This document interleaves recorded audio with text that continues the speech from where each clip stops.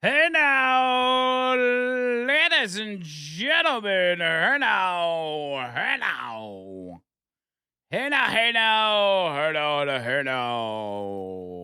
Welcome to hour number 4 of the line, Talk 995, Talk995.com, AndrewMcLean, and Talk Real Talk 99.5 TV on your YouTube. So link it up and join us if you will. You can watch me get animated and play drums and all kinds of stuff on there.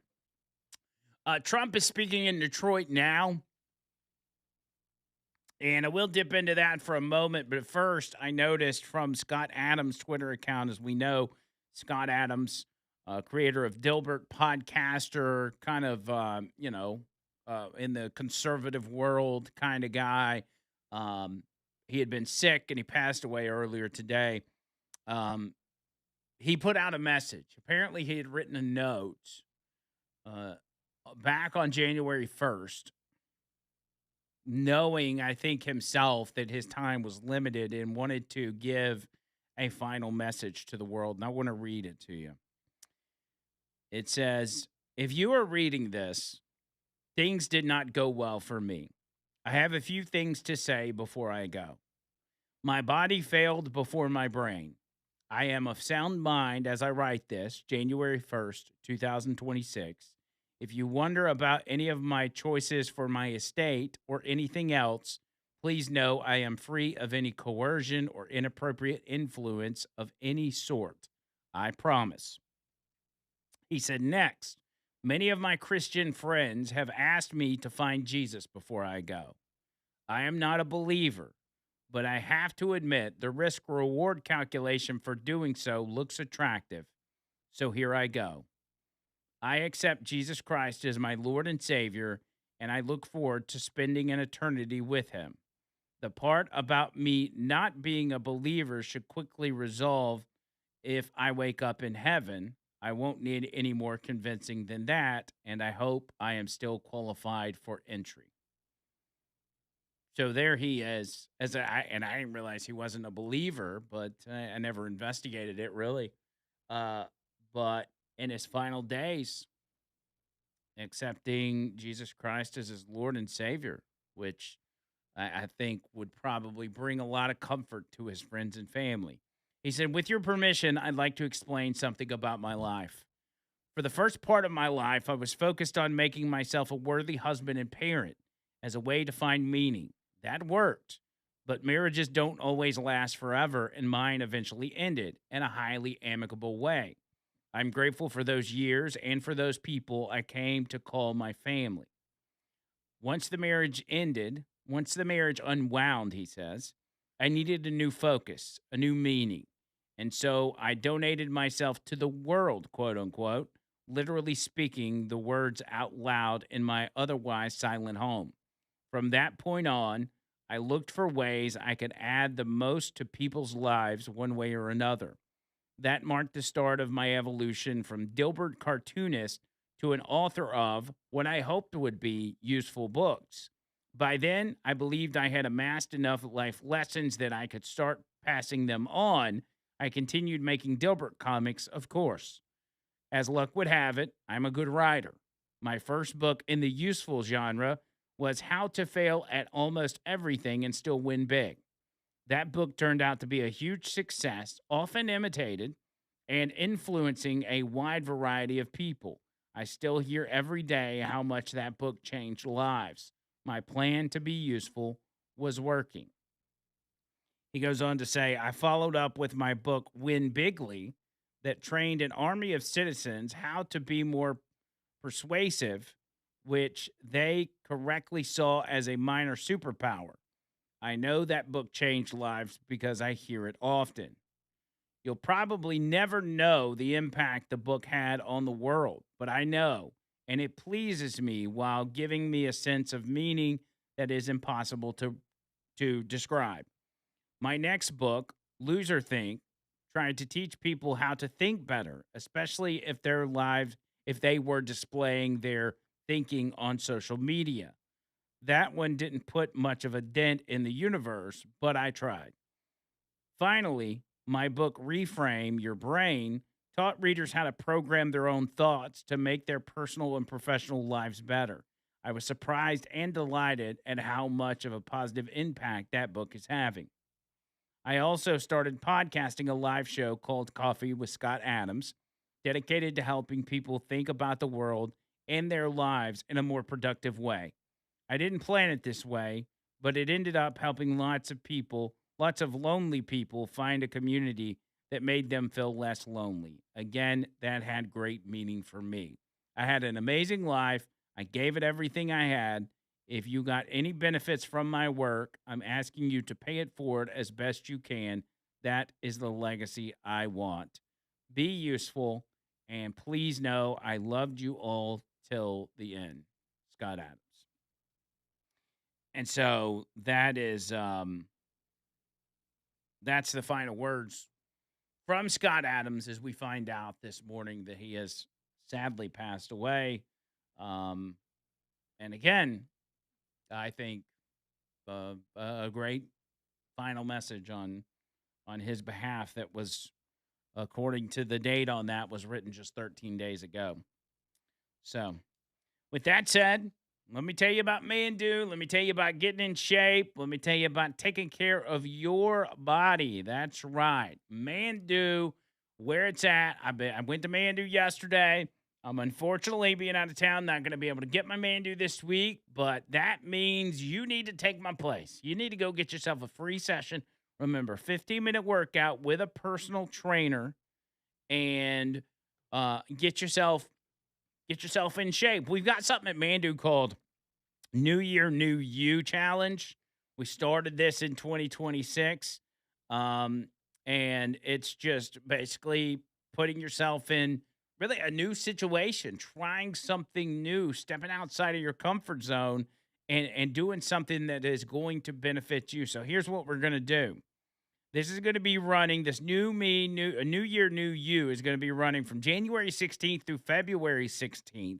If you're not a Mandu client and you sign up anytime before the end of January, you're going to be eligible to participate in the New Year, New You program. So what's going to happen is participants are going to be rewarded for their efforts, both physically, obviously, and with prizes. Going to be giving away prizes if you sign up ASAP to get started on the New Year, New You of 2026.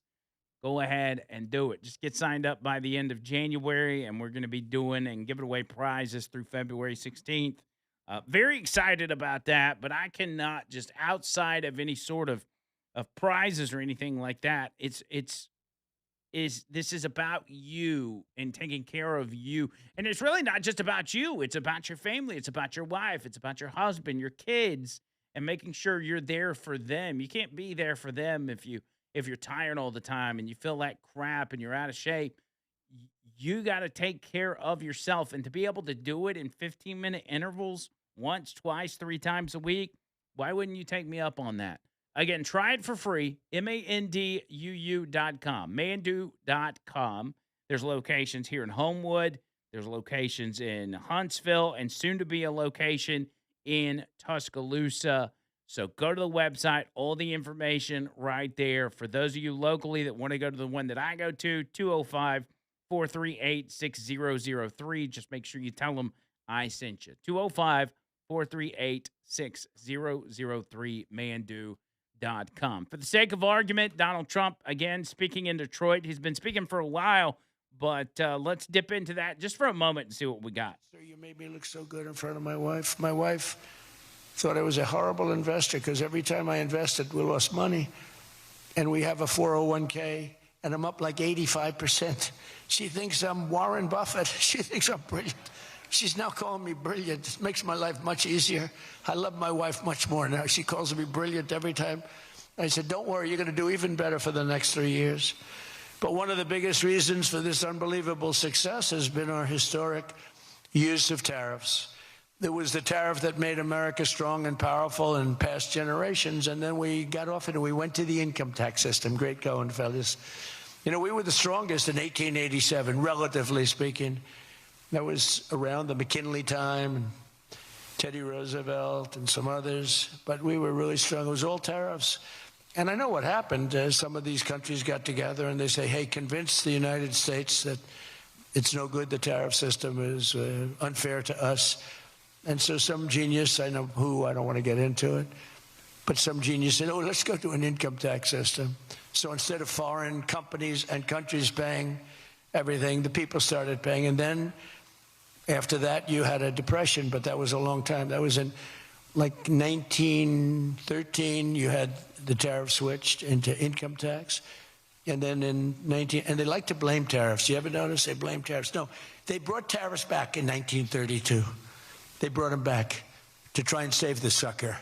But it was in 1929, because a lot of people, you know, the anti-tariff people. Now, an anti-tariff person is a pro-Chinese person, like Koch. This guy's fought me in every election I've ever been in, and I've kicked his ass. He inherited a lot of money, and I don't know the gentleman. But he fights me, and then he goes out and says, I made more money with Trump than I ever made in my life. And then he supports these other people that were total losers, gives them a lot of money.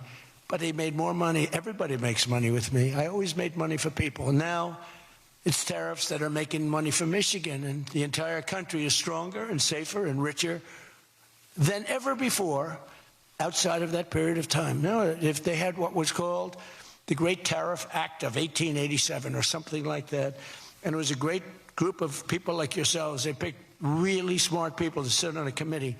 They had so much money, they didn't know what to do with it, and they wanted to have the money given away. You know, we built the Panama Canal out of tariffs. We did a lot of things. Panama Canal was the single biggest investment, relatively speaking, that this country's ever made. Would be the equivalent of trillions of dollars today. And Jimmy Carter gave it away for $1. It was also the most profitable thing ever built. In other words, like buildings or casinos or anything, the most profitable thing ever built was the Panama Canal. And brilliantly, Jimmy Carter thought the country of Panama should have it, even though we lost 36,000 people to the mosquito. You know that, right? To the mosquito and a certain snake, which was not a very nice reptile. This was a brutal reptile. You got bit, it was over. It was just like, bye-bye, everybody. We lost 36,000 people, malaria, the mosquito, and the snake. And he gave it away for $1. Well, at least we got $1. That's better than most of those guys do. We got $1 for that. Most expensive thing ever built, most profitable thing ever built, too. Makes so much money. Every prediction the critics made about our tariff policy has failed to materialize. The evidence shows overwhelmingly that the tariffs are not paid by American consumers, that they're paid by foreign nations and middlemen. And Scott went over that with us before, and they're paid by middlemen. They raise the thing. Countries get involved. They pay them because otherwise they won't have companies. They won't be viable. And we're the big beneficiary. Once again, the so-called experts were 100% wrong, and Trump was right. People of Michigan were 100% right. You elected the right guy. If you had the other person, everybody, we wouldn't even be having a meeting today, probably. There'd be no meeting. The Economic Club would be saying, like, man, we're doing bad. This is going to be awfully tough to get people to show up. This is going to be tough, the chairman. This is going to not be a good day for us. We don't want to have, let's cancel the meeting immediately. The Trump tariffs have delivered us trillions of dollars of new investment, unprecedented new partnerships on minerals, rare earths, defense, and artificial intelligence, and historic levels of foreign military sales. You know, you have the Supreme Court now going to rule on whether or not we can use tariffs. Can you believe this? A case brought about by people that are China-centric. Foreign-centric, but China-centric. I wouldn't want it if I was China either. You know, China's one of our biggest taxpayers right now. China. Would you ever believe you'd hear that? And they've been great. My relationship with President Xi has been great. But we have a group that's foreign-centric, China-centric, suing. And we'll figure something out if we don't win. But we should win. I mean, we should win. So great for national security. I ended 8 wars. Think of that. 8 wars. And without trade and tariffs, you wouldn't have been able to end any of them. But they brought hundreds of billions of dollars pouring into the United States Treasury, helped curb inflation, and helped cut the federal budget deficit by a staggering 27%, and that's only for a short period of time. The number's much bigger than that when you add in the full year. And I've told people I got into a lot of trouble because of the fake news back there. I told people, I said, tariff is my favorite word. And I said, my favorite word of every word is tariff. I've loved it for 40 years. I came here many years ago. Remember, they said I didn't come here. Then they found out I did. I got an award in Detroit, in Michigan, many years ago, and still have it. They said it never happened. It did happen, turned out. I didn't notice any apology. But all I did was talk about you're losing your car industry. This was long before I ran for politics. They said you're losing. I said, why are you allowing these foreign nations to take your car? You know, you lost 57% of your car industry. The good news is you're getting it back. But I said, why aren't you using tariffs? I've been very consistent, I will tell you that, for years and years. Even as a private businessman, for years I used to, because I got, for whatever reason, a lot of publicity always. I don't know if that's good or bad, but it happens. And I talk about the importance. But I said recently, I said, tariff is my favorite word in the whole dictionary. There's no word. And I took a lot of heat. They said, what about your wife, your children? What about religion and God? What about Jesus? So I said, all right, it's my fifth favorite word. And since then, I've been fine.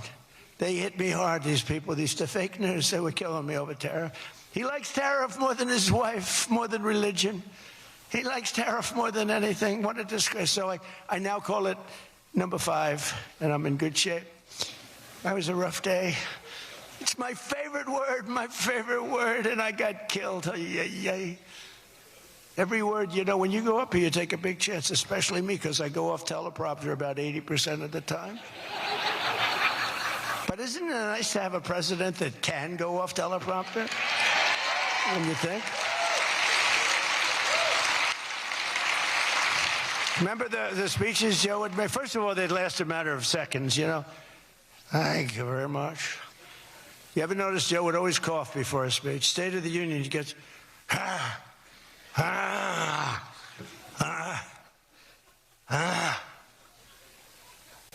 ladies and gentlemen. And then it would be like very short. Although the one time they had him spruced up pretty good. Remember, he was high as a kite. He was floating. He was up there way up. That was a bad speech. But, hey, he got through it, you know. He got through it, if you call it getting through. This country was so, can you imagine allowing 25 million people into our country, many of them criminals, many of them murderers? What he did to this country, what they did, because it was the people surrounding that beautiful, resolute desk. But just as I promised you that I've imposed a 25% tariff on all foreign automobiles, I'm standing up for the American auto worker like no president has ever stood up before. You know, those tariffs are keeping the foreign auto workers. Now, if they want to come in and build a plant and hire you and hire your friends and your neighbors, that's great. I love that. Let China come in, let Japan come in. They are. And they'll be building plants, but they're using our labor. U.S. auto factories are now seeing more than $70 billion of new investment. Think of that. They were leaving. They were all going. They were going in the opposite direction. Now they're pouring back. It's the greatest. Nobody's ever seen anything like it. And much of that money is coming right here to the car-making capital of the world, Detroit. You lost, I mean, so many places. Since I took office, Ford has announced it will invest $5 billion across its Michigan and Kentucky plants, creating 4,000 new jobs. GM is moving production of the Chevy Blazer and Equinox from Mexico right back here to America. Right?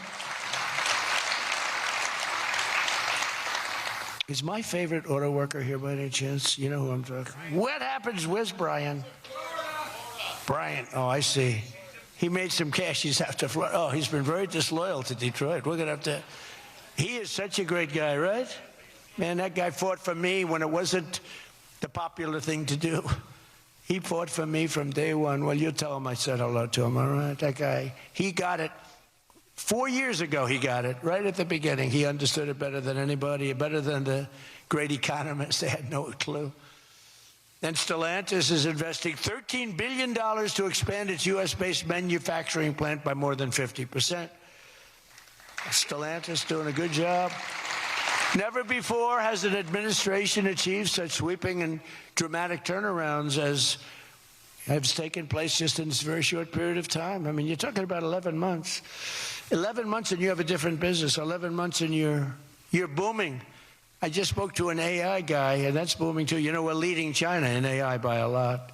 I'm letting them build their own electric plants because people are saying, you know, the amount of electricity they need twice as much as electricity currently in the United States for every other business, home, factory. They need double. So I said, we can't do that. And then I had the idea. When they build these $50 billion plants, I'm going to let them build, and they're already building big electric plants to take care of their plant. And any excess electricity, they'll sell it back to our country. It's an unbelievable, and therefore, we're going to build, I think if they really added, you know, you hear how much, and I have great respect for China, but you hear they're building a lot of electricity, but we are too. But we're having it built privately. They're going to own their own electric. They're becoming their own electricity producer. And when they heard this idea, they thought it was great, but they didn't take it seriously because they said it's too good to be true. But then they realized that I was serious. So we're getting them 2- and 3-week approvals. They don't have to wait for 20 years before they get rejected. You know, in the old days, they had to wait for 20 years, and then they get rejected at the end of 20 years. Guys would give up their whole career trying to get one approval, and then they get rejected. In every aspect of our agenda, we're putting America first, and nothing will stand in our way. Nothing's going to stand in our way. Nothing. So one of our top priorities in this mission is promoting greater affordability. Now, that's a word used by the Democrats. They're the ones that cause the problem. The one thing, they stick together. They don't have. All right. Let me pipe in here because we got to hit a break, but I want to tell you about Earnest Financial. RetireWithEarnest.com. RetireWithEarnest.com. My buddy David Earnest waiting on your phone call, man. What are y'all waiting on? Call him up. Let him know I sent you. Sorry, I'm getting text from my wife. Call him up. Let him know. It's about your retirement. Protecting your retirement, making it grow. 833-596-7233. That's 833-596-7233. RetireWithEarnest.com. You 55 or older, 50K. Call him now.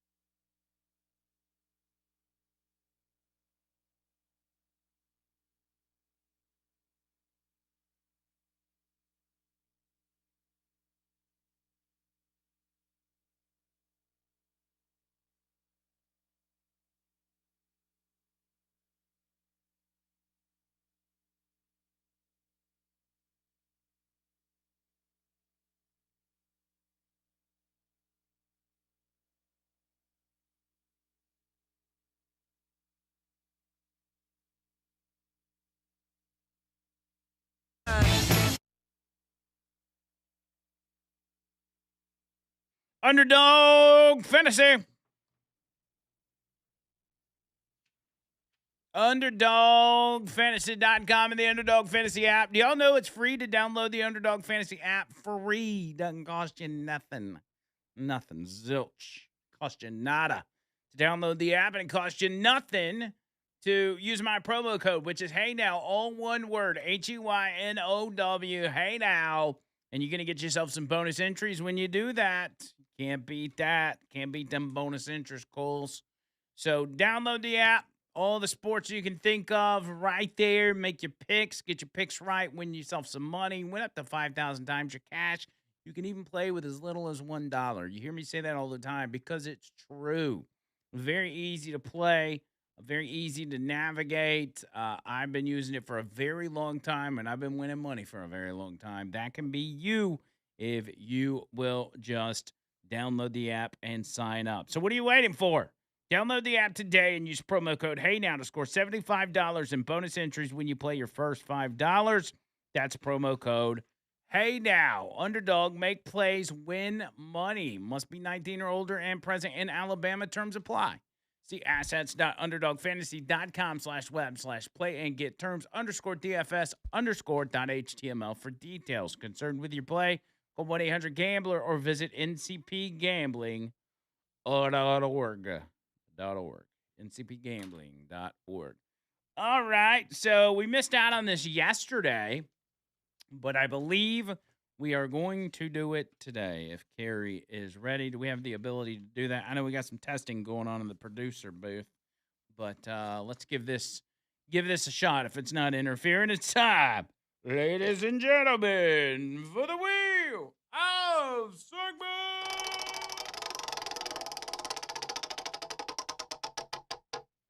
Hail to the no. Hail to the no. No, God! No, God, please, no! Hell no, to the no, no, no. Hell to the no, hell to the no, to the no, no, no. Listen. I say hail to the no. To the no, no, no. Hail to the no. Hail to the no. All right, here we go. I was going to be upset if we missed it for the second time in a row. Since, again, this is my last one until next Tuesday. I was like, if we don't get a wheel of segments in, Dave, this is going to be bad news. The audience is not going to be happy. So here we go. Up first, Waymo. Does everybody know what Waymo is? It's like a self-driving taxi service. Is that right? Have I got that right? That is right. Waymo passenger jumps out of self-driving car after it stops on rail tracks near oncoming train. Now, I don't know if you can think of anything more terrifying than that, but if you are in a self-driving Uber, that's what this is, like an Uber, and that Uber slowly pulls up on the train tracks and then just stops. Now, if there's a train coming and say it's slowly going across the tracks, and at that point the arms come down, the Waymo car is probably thinking, oh, there's something in front of me. I can't drive forward or backwards. And so it just stops. Don't you think there'd be some kind of technology in there to say, like, you're on train tracks, don't stay here? You would think they would have worked that out, right? A Waymo self-driving car was seen driving down Phoenix light rail tracks this week. Oh, it's driving down the tracks. Holy crap. Forcing a passenger to flee the vehicle before it continued along the tracks near an oncoming train. Video taken by a bystander Wednesday shows the moment the self-driving car stops on the tracks just before an oncoming light rail approaches. The passenger runs out of the vehicle before the car continues to drive down the tracks near another train. Quote, I actually felt a little sorry for the car. It obviously made a bad decision and got itself in a difficult place, said Andrew Maynard, an emerging and transformative technology professor at Arizona State University. Why do we care what he says? Maynard said, while these situations are rare, they do happen. He said, this is exactly one of those edge cases, what we call them, something unexpected where the machine drove like a machine rather than a person. Oh, he must know a lot about the Waymo deal. Waymo vehicles are equipped with 29 cameras and have their routes and systems updated weekly. However, In the area where the incident happened, there was construction. The light rail was added to this spot within the last year, which Maynard said could have contributed to the rail track detour. Quote, I think Waymo has a challenge because no matter what they do with their system, there are always going to be unexpected circumstances where they have to learn from them. While incidents like this may draw skepticism about how safe these cars are, Maynard said he believes they are likely safer than typical human drivers. I don't know, dude. I think I'd rather be just driving myself. Yeah, I'm not ready for that yet. These cars, in many circumstances, are safer than human drivers because they don't have distractions like a human driver does. A Valley Metro spokesperson said an employee who noticed the Waymo vehicle immediately notified the operations control center. Light rail operations staff responded to the scene, and Waymo was contacted to minimize service impacts. Northbound and southbound train exchanged passengers before reversing direction to continue service. Valley Metro said the incident caused no significant delays and the scene was clear within 15 minutes. I'll just walk. Yeah, but what about the guy that had to jump out of the moving car? Like, what's the update on him? Nothing? You can give us nothing on that? It was reported he's saying him saying he will never take that car again. I imagine so. I wouldn't. Sure. Just think if it locked the doors on him. Yeah, for real. You'd have been really screwed, bro. That was my thought, too. Is like, do they keep the doors locked for your safety so you don't fall out of the car? But anyway, next up, 100 skulls and mummified body parts found in a Pennsylvania grave robbery case, according to police. Bones and skulls visible in the back seat of a car near an abandoned cemetery on Philadelphia's outskirts led police to a basement filled with body parts, which authorities say were hoarded by a man now accused of stealing about 100 sets of human remains. Well, you got to be a sick individual for that to be your hobby. Officers say on Tuesday night arrest culminated a months-long investigation into break-ins at Mount Moriah Cemetery, where at least 26 mausoleums and vaults had been forced open since early November. Investigators later searched the Ephrata home and storage unit of Jonathan Christ Gerlach. Jonathan Christ, his middle name is Christ, by the way. And reported finding more than 100 human skulls, long bones, mummified hands and feet, 2 decomposing torsos, and other skeletal items. He said they were in various states. Some of them were hanging, as it were. Some of them were pieced together. Some were just skulls on a shelf. Bro, that's a modern-day horror. That's an Ed Gein gimmick. If I've ever seen one, he's putting lamps and sofas together. He's got a lazy boy put together with human skin and body parts. Most were in the basement, authorities said, and they also recovered jewelry believed to be linked to the graves. In one case, a pacemaker was still attached. You think he'd pull that out and scrap it? Yeah, pacemaker. Police say this guy targeted mausoleums and underground vaults at the 1855 cemetery. It's considered the country's largest abandoned burial ground, which helps, according to Friends of Mount Moriah Cemetery, which helps maintain the 160-acre landmark, blah, blah, blah, blah, blah. Police had been looking into the string of burglaries when an investigator checked his vehicle plates and found he had been near Yeadon repeatedly during the period when the burglaries occurred, so he was in the area. Police say the break-in centered on sealed vaults and mausoleums containing older burials which had been smashed open or had stonework damaged to reach the remains inside. His arrest, he was arrested as he walked back towards his car with a crowbar and a burlap bag in which officers found the mummified remains of 2 small children, 3 skulls, and other bones. He told investigators he took about 30 sets of human remains and showed them the graves he stole from. This dude's straight evil. I mean, I'm looking at his mugshot. They say, given the enormity of what we are looking at and the sheer utter lack of reasonable explanation, it's difficult to say right now at this juncture what exactly took place. We're trying to figure that out, according to the police spokesman. He was charged with 100 counts each of abuse of a corpse and receiving stolen property, along with multiple counts of desecrating a public monument, desecrating a venerated object, desecrating a historic burial place, burglary, trespassing, and theft. He is in jail on $1 million bond with no record of an attorney. Yeah.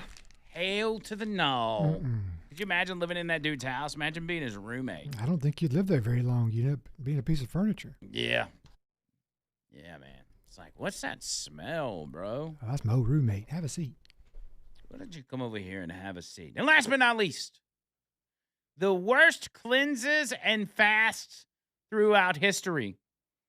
One required a parasite to hatch in the intestines. This is for those of you that like fads, that like gimmick diets. This is for you. After all those holiday indulgences, many people feel the need to hit the reset button with a detox or a cleanse for a fresh start fix. These practices date back thousands of years. Think Cleopatra's sour donkey milk baths. But the old sour donkey milk bath, that sounds like a donkey punch or something. To preserve beauty and youthfulness is why she did that. Dr. John Harvey Kellogg's yogurt enemas to flush the bowels, and even the grape cleanse to remove toxins and heal ailments. The restrictive regimen, inspired by the 1927 book The Grape Cure, involves consuming just water for 2 or 3 days, followed by a grapes-only diet for a week or two. The author was convinced that the plump purple fruit cured her stomach cancer, but medical professionals dismissed her notions as quackery, though there are health benefits to the water, fiber, and antioxidants in grapes. There's no proof eating them cures cancer. Plus, there's a significant risk of subsisting on grapes or shoving yogurt into your rectum. Registered dietitian Gianna DeMaria, an instructor of medicine at New York Medical College, warns that cleanses can lead to dehydration, electrolyte imbalances, malnutrition, reduced energy, and disordered eating behaviors, among other problems. She says the biggest misconception is the idea that it will reset your body and essentially eliminate or remove the negative effects that poor dietary habits have caused in your body. Your liver is constantly detoxing your body even when you sleep. He says, here's a look at the strangest cleanses and detoxes throughout history. One is the tapeworm diet. The hope was, it says, the tapeworm diet, which originated in the late 19th century Victorian era, involves swallowing a pill or a capsule filled with live tapeworm egg or larva. Ugh, that sounds like a bad idea. The Cascade enema was another one, Carrie. It is dates back to at least 1500 BC when Egyptians immersed themselves in the Nile River and used a hollow reed to usher in the water. Yeah, not doing that one. Especially on a heavy flow day for the river.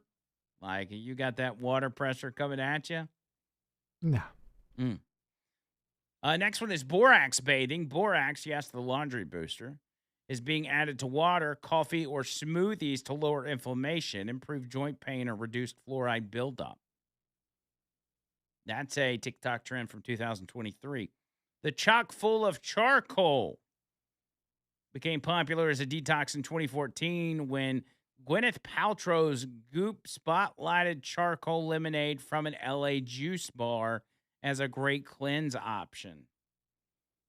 Apparently, they say healthcare providers have long used activated charcoal to treat poisonings and medication overdoses because it prevents the gastrointestinal tract from absorbing certain toxins. The cabbage soup diet, which is real quick, high fiber and excessive water in this 80s and 90s crash diet is supposed to cleanse the digestive system. The cabbage soup diet can trigger weight loss, but over the long term, it can lead to gas, cramps, fatigue, dizziness, headaches, and malnutrition. Doesn't really tell me what it is. And then the master cleanse is a blend of lemon juice, grade B maple syrup, water, and cayenne pepper that's consumed for 10 days. A saltwater flush and an herbal laxative tea are done daily to force the body to remove waste. Gross. All of which sound awful. And that's what we call Hail to the No. To the No. Alabama Men's Clinic. How about letting the pros do it and do it the right way? AlabamaMen'sClinic.com. AlabamaMen'sClinic.com. I'll be going to Alabama Men's Clinic next week just to get checked, man. Like I've been telling y'all all week, you don't have to have problems going on to get checked at Alabama Men's Clinic and make sure everything's on the up and up. But if you do have problems, you're tired all the time, you don't have the energy, you got hair loss going on, weight gain, ED, all of those big signs of low testosterone. Don't get caught sleeping.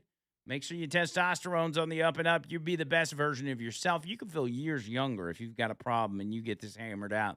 So do it. Call them, 598-7000. That's 205-598-7000 and online, AlabamaMen'sClinic.com.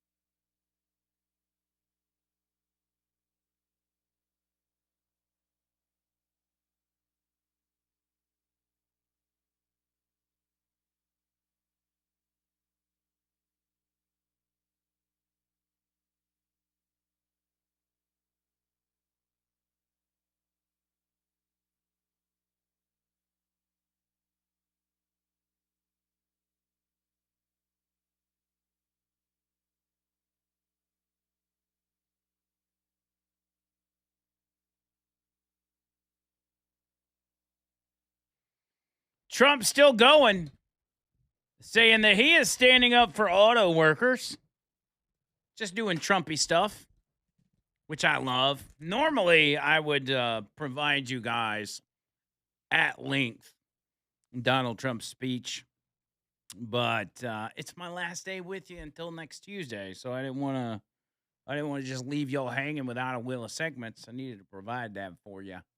So, yeah, I'll be gone, but I'll be thinking about y'all. I'll be posting on social media and everything else, so be on the lookout for us. Make sure you're following the Over the Line YouTube channel. Just look up Over the Line Andrew McLean on YouTube. Make sure you're subscribed to that. You can find us there, and we'll let you know about all of our shenanigans. Can't leave without telling you about Noto Roofing, though. Noto Roofing.com. NotoRoofing.com. 848-2299 is the number. 205-848-2299. Get that roof inspection. I want to come back next week, and my guys at Noto tell me, man, we did 10 different roof inspections while you were gone, because your audience loves you, and they take your advice. Do it. Take my advice. Roof inspection, complimentary roof tune-up, doesn't cost you anything, no strings attached. All for you. 205-848-2299, NotoRoofing.com. I'm out of here. I love you long time. Back next week. But Leland Live is up next. And until next time, circle.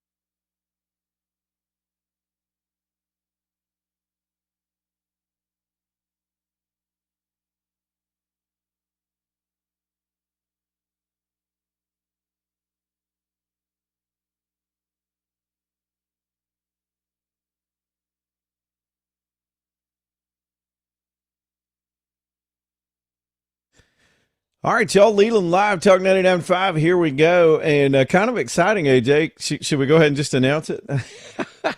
After some technical glitches and whatnot, we finally got it rigged up where we're going live now from the old Leland Live studio, the home personal studio. So I hope it all works out. We're testing some bugs today to see how everything looks as we get cranked up today. And it's going to be a busy news day.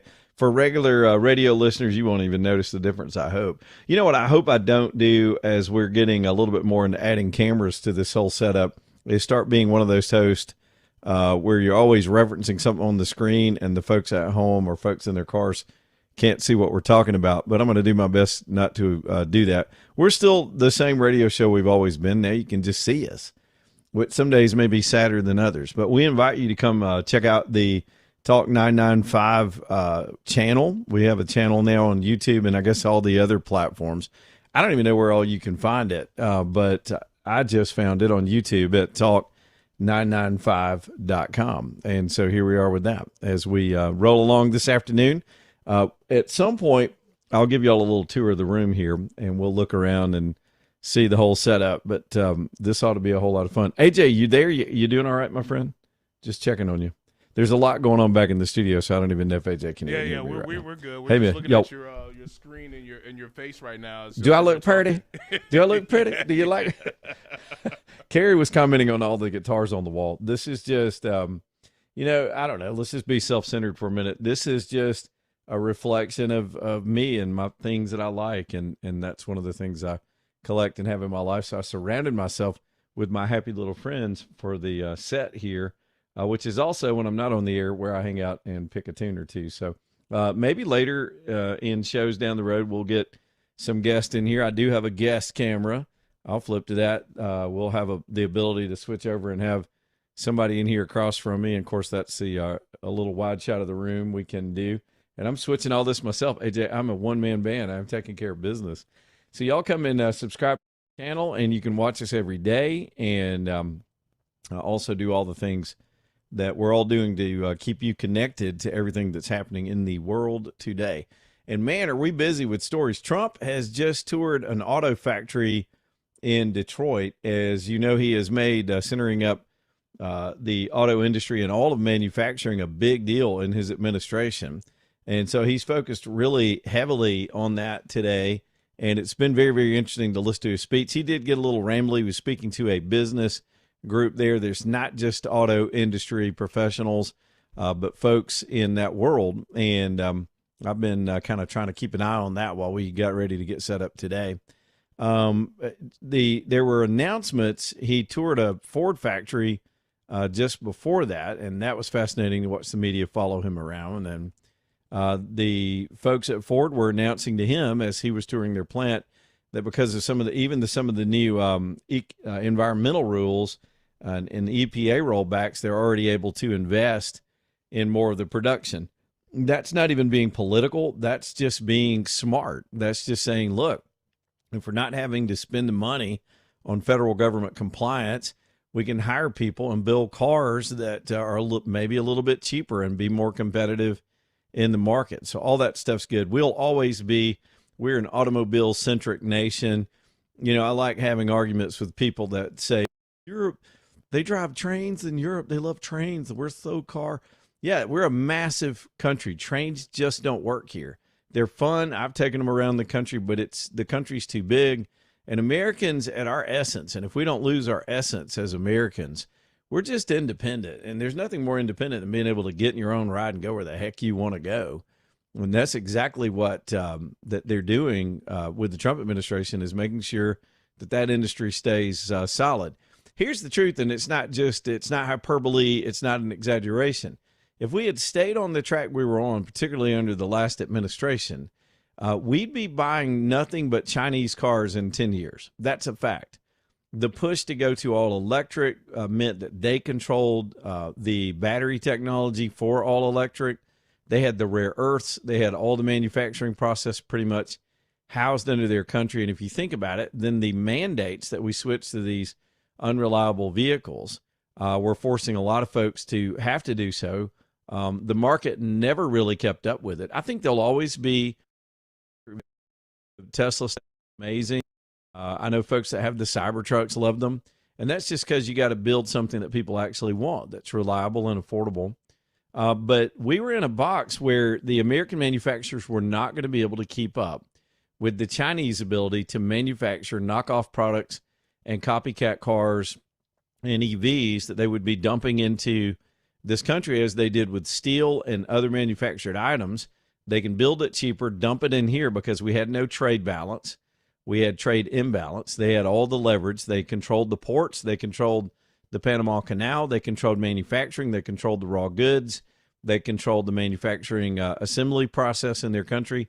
And they'd be dumping their cheap cars on us. And cars, I think, would have become cheaper, more boring, and disposable at some point in the future. And again, the president's visit today is more about the economy and manufacturing in America and building up our industry again. But centered to that has been the auto industry since the advent of the auto industry back to the, I guess, 1915, 1920, particularly in Detroit. Detroit was the jewel of manufacturing in the world, and now it has become a very difficult place, but it's making a comeback. It's trying, and Trump is there front and center. Again, a place, a state that can be a swing state, but largely can vote Democratic as well. This isn't just about politics. He's already run his last election, and some would say this is a rebirth in some ways of the auto industry in this country. More competitive rules for them to compete, better products so that we get to choose what we want to drive. That's all we've all asked about the whole time is we want to drive what we want to drive. So anyway, a little setup from there as we get started today. One more thing I wanted to bring up too. Let me completely switch gears and talk about the weather forecast. Yesterday we had several maps that had some capability of snow this weekend, and now the forecasters have completely backed off that. Of course, that was never in a forecast. Those were just computer models that were spitting out possibilities, and we're way too far away from the event. But we know the cold is coming, and so tomorrow night's one of those shots. We'll get more on Friday night, more on Sunday night. Really, really cold temperatures, and could be even pipe-breaking kind of weather, because when you have so many hours below freezing at night and we don't get warm enough during the day, we start to have issues with that. So plan ahead. As for now, they've taken all the moisture, for the most part, out of our forecast that we'd get an inch or more snow. We'll still wait and see if they change that again, because, again, it's a very, very difficult thing to predict here in the South. AJ, how are we doing so far? Everything looking good? We're up and good? There's still some things we're working on behind the scenes, but, man, as far as the video, it looks good. So it's coming through okay? It's coming through okay. The sync is off just a tad bit, but, you know. Do I look like one of those King Kong movies where the words in the mouth aren't matching completely? Yeah. We'll get that figured out. I can see your mouth moving, but I don't hear nothing. Godzilla! Godzilla! But no, Frank is working very tirelessly to get this. Frank's the man. Yes. Best engineer in all of radio. He's in there getting it done. We'll get it figured out. The way to do it is to do it. That's kind of our philosophy sometimes. I know that's the philosophy when I take the show on the road. A lot of times I'm out there in the middle of the country, one-man band. The good news about getting this home studio set up, and if y'all want to log in and take a look at us, you can take a look at it. The good news about that, too, is with some of this new capability, we've got some plans this year to take the show on the road, and you'll actually be able to see some of these places that I take you to and some of the people we're talking to out there in the country. I'm excited about it, but we got to make all the tech arrangements. And, you know, it's one thing, you got kids out there with their own podcasts. They have this capability, but it's a whole different setup when you're trying to match that also with the engineering that we currently have with our current radio product. And those two have to live side by side, so we're still trying to sync those up. And we'll get to working on it. We'd love your feedback, though, so reach out to us. Phone calls, 545-9950 if you want to take a look. And we appreciate everybody joining us and doing what we do every single day. It's just a new year and new opportunities, and we're excited about it. All right, so let me get into some meat of some other things, too. Yes, we still have the ICE stuff. We still have Minnesota stories. That story's starting to fade. I know they're still in the streets. And the surges and the approach to Minnesota is still the same. The government's not backing down. The street protesters are staying at it. But it's becoming a trite story. It's just a made-for-TV tension event that's not going to change anything. In other words, this woman who decided to take her own life by challenging law enforcement and got herself killed. She got herself killed with a whole series of bad life choices. She didn't stop anything. She didn't stop ICE. She didn't give credibility to the attempts against ICE. ICE is not going to back down. The deportations will continue. And then, of course, all these people yelling, get the F out, and throwing stuff at the law enforcement. None of that's going to change. It is not going to change. The deportations will go forward. Let them protest. It just means we're over the target. And we'll let you know if there are any updates to those stories. The lawsuit yesterday has gotten laughed out of, not only in rooms where people discuss, legal theory and case law and all these things. I don't know of a single legal advisor, even on CNN, they were laughing, snot bubble, laughing at the prospect that Michigan could sue their way out of this and get ICE to stop, saying that the federal government doesn't have a right to enforce the laws of the federal government. That's just unheard of. They sound very, I'm just saying it, they sound a little bit like Alabama in the 1960s. They do. It's a direct comparison. You've got a state government that believes it's more sovereign than the federal government on these issues. In the 60s, it was about individual civil rights and whether a state can trample on that. And it was the federal government's responsibility to protect the constitutional rights of citizens against the wishes of a state who wanted to really go their own way and have their own set of laws with regard to particularly the segregation issue. And then, of course, you had the street militants that weren't directly part of the state apparatus, but were out there committing challenges and violence over the same issue, and that was the Klan. That were these violent people that were going around harassing and trying to intimidate the feds that were down here. There were a series of stories and incidents about that are now legendary in their folklore, and to see left-wingers embrace the same tactics in these days. These folks are the biggest hypocrites that have ever existed in our country, at least people that subscribe to that stuff. On one hand, I heard somebody say yesterday they had just taken down their January 6th decorations, and then they turn right around after commemorating an attack on federal law enforcement, and then they turn around and attack federal law enforcement and try to sue them out of their state.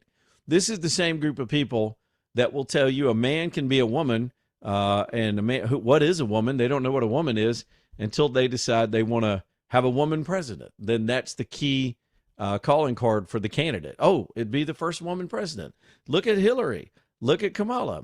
Do they know what they're doing? No, but they're women, and we need a woman. What is a woman? Well, we can't answer that. Biggest hypocrites in history, and I can go through a number of things about their position right now. So both on the law and on the politics and the optics, this is not a winning issue for them. I don't expect it to hang around much. They just don't have a compelling case, particularly with this police shooting. Now, that all this being turf, completely engineered, pre-made signs, trained tactics, planned outrage, it's sort of selective outrage over whatever they want to be pissed about today. Out of all those things that we're seeing in the news, if it doesn't stick, they'll just create another one. They'll manufacture a case to provoke these agents into some outrageous act, and the next thing you know, we have some legal challenge, or they're trying to evoke more violence in the streets to keep the country distracted from prosperity and peace breaking out all over the world. And we've got a lot of that to talk about tonight, too, as we roll along. It's going to be a fun show tonight. Y'all get on in here, and we'll do our thing as we always do. Again, the number is the same, 545-9950. Y'all get in here, and we'll get to your phone calls. Ox Foundation Solutions, first sponsor up this hour, oxstrong.com. Y'all, there is not a company anywhere in Alabama that I know of that is this highly trained and this comprehensive in what they do. And what they do is all of the services on your foundation, whether it's leaks, water coming in, mold, encapsulation, all of these things that can happen to your home, they do it. Mold removal, as I said, remediation of stuff, leveling your whole house. That's when you really have serious problems, when your whole house is slipping. They can get you rooted on the bedrock, and that's about the best place you can be. So whatever it is, and it's kind of up to you to be diligent and vigilant and go around and look for problems in your house. And if you see something that might just work, reach out to them at oxstrong.com, oxstrong.com. If you see something that's worrying you, and let them take a look. They may just give you an all clear. But if it's something that could lead to something else, you need to head it off. oxstrong.com. Back here in just a minute. Leland Live, Talk 99.5.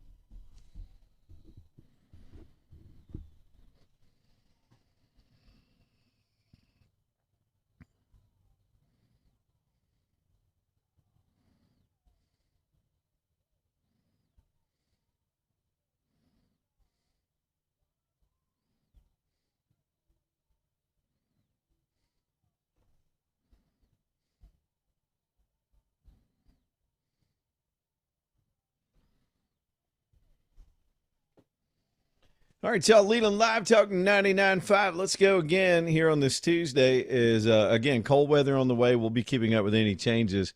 There should be a new update somewhere around 4 o'clock. We'll have that for you, of course, tonight as well. Let's take a look real quick at our friends over at Allen and Company as we get ready for, yep, I'm not even exaggerating. We're 1 month out from Valentine's Day. Don't mess that up. Even if it's just something small. Look, I've said it for years. Flowers die. Chocolate makes everybody fat. We're all trying to diet. Do something real, and they've got bracelets and pendants and earrings and everything you would imagine, pearls and diamonds and things that'll really make Valentine's Day special, and you've got plenty of time to plan. If it's you getting ready to pop the question this spring, or maybe you're wanting to go ahead and do it Valentine's Day, they move pretty quick at Allen and Company. So take her by there, you go by there, and y'all check them out at allenandcompany.com in Vestavia on Highway 31, Allen and Company. The Thompson family and all those good folks over there ready for all your gift giving this time of the year, Allen and Company. All right, let's go to Iran and take on that subject real quick as we head toward the bottom of the hour. Man, we really do have a serious situation brewing there. And the president today, it was really, to me, it was kind of stark. This morning I get up and I see this message that Trump had sent to the folks in Minnesota. And it was, don't worry about it, Minnesota, help's on the way, we're coming to help. And what he's doing is he's talking to the regular people in Minnesota. And by the way, as quirky as that state is, I feel like the mainstream people that live there, and there are those folks, these are good Midwestern folks, they're starting to resent the image of their city. Because this is not the first time. They had to live through all that BLM nonsense and the riots and protests in the 2020. And I wish they would just vote right. I know it's a big order to ask, but some of those folks are getting fed up. And we're getting reports from police and ICE agents and others that as they move through their job and going to grocery stores and are out in public places, people are buying them coffee, going out and thanking them. I saw a video today where one guy asked an officer if he could just pray for him. So there are decent people in Minneapolis. There are decent people all over that state they do not support the tactics of these protesters. Some of them may have consternation over the deportations and the aggressiveness of it, but they don't support what's happening in their city and the potential for this whole thing to go kaboom. Not only that, they are very aware, even more so than the rest of the country, of the corruption of their public officials. And this story about the cash being smuggled out of the country and being flagged, we have reports today that the Biden administration just looked the other way. They had the capability of dealing with some of that cash that was going through the airports in suitcases. TSA would flag it. They'd report it to their higher-ups, and they were told, let it through. And this money was going back to Somalia, back to the Middle East, to terror organizations. This is a scandal on top of a scandal, and folks in Minnesota resent it. Not everybody, but enough of them, that the president is speaking to the rational people, to the people that are in the middle of this issue, that are living it, having to get up and go to work and deal with this nonsense in their city and the ridiculous, absurd, extreme politics of these radical leftists, and they've about had enough. So Trump puts out this message today and says there will be accountability. It was sort of a tease that the shoe's about to drop. Now, we don't know what that means. We don't know if they're about to be indictments of Walz and Ellison and the mayor and those that were. Ilhan Omar seems to be the most culpable. They've been running fake money through her husband's businesses. She's in deep trouble. And that's not even a partisan statement. The woman's in trouble. But, and then right after that, and I thought this was just, I don't know, I just thought it was a weird connection. There was another tweet by the president. I say tweet. I'm old school. I still say tweet. There was another post by the president that said to the people of Iran that help was on the way. And boy, that sent shockwaves through the world on that issue. Because as you know now, the body count is starting to pile up. The Iranian regime is trying to black out all the video and pictures and stories that are coming out of their country. It's an old tactic of authoritarians. You crack down on your citizens. You black out all the images of it. You run the media out, hide the cameras. The Chinese do it all the time. And then you just kill people. And so there are reports tonight that the death toll amongst the folks that are in the streets there could number anywhere from 5,000 to 12,000 people. Just a couple of days ago, it was 600 or 700. So some of that is from stampedes. Some of that is from actually being shot. They're using weapons of war on their own population in that country, and the president is aware of it. Now, as we talked about last night as well, you've got the prospect of Elon Musk and the Starlink system. And Starlink right now is being used to transmit these images and for the people in Iran to get information from the outside world. The blackouts that they're trying to impose work two ways. They're trying to stop information and encouragement from coming from outside of that country, which can be contained and walled off from the rest of the world. And they're also doing their best to keep information from getting out. But Starlink has been a game changer. So you've got these militias, we understand tonight, roaming around Tehran and other provinces and cities looking for Starlinks. They're using aerial surveillance, trying to find those dishes. I have one, and I suppose mine's one of the larger ones, probably about that big. So if you're watching on the cameras, you can see what I'm doing right now. Probably about, I guess they're about 22 inches in length, maybe about 12 to 14 inches wide. Mine takes up a pretty amount of space, and they're all really stark white. I don't know if they can make them in a color that's easier to conceal or not. You really can't have many obstructions in front of that dish, or it's just not going to get a consistent feed. The good thing about it, though, it's portable, and you can pop it up and take it down. You could pop it up and use it and then conceal it. And so that's what they're doing. So the Iranian government is aggressively trying to take out those systems. They've got some frequency jamming equipment that they're using to try to interrupt the signals. Again, these are signals that travel through the air, so that's that can be done. It can absolutely be done, and the Iranians know how to do it. So I think this thing's going to get worse before it gets better. It's good for me as a person who's always wanted to see this, to see the president of the United States step up and give these people encouragement. It's what we failed to do in 2009. And now it looks like Trump's willing to do it. But what does that mean? We still don't know. Will it be military assistance? Are there other ways to pressure the regime out of power? Do those people really have a shot? We'll find out. We'll find out, especially this afternoon, because a lot of these new stories on the Iranian front will come out while we're on the air. It's overnight over there.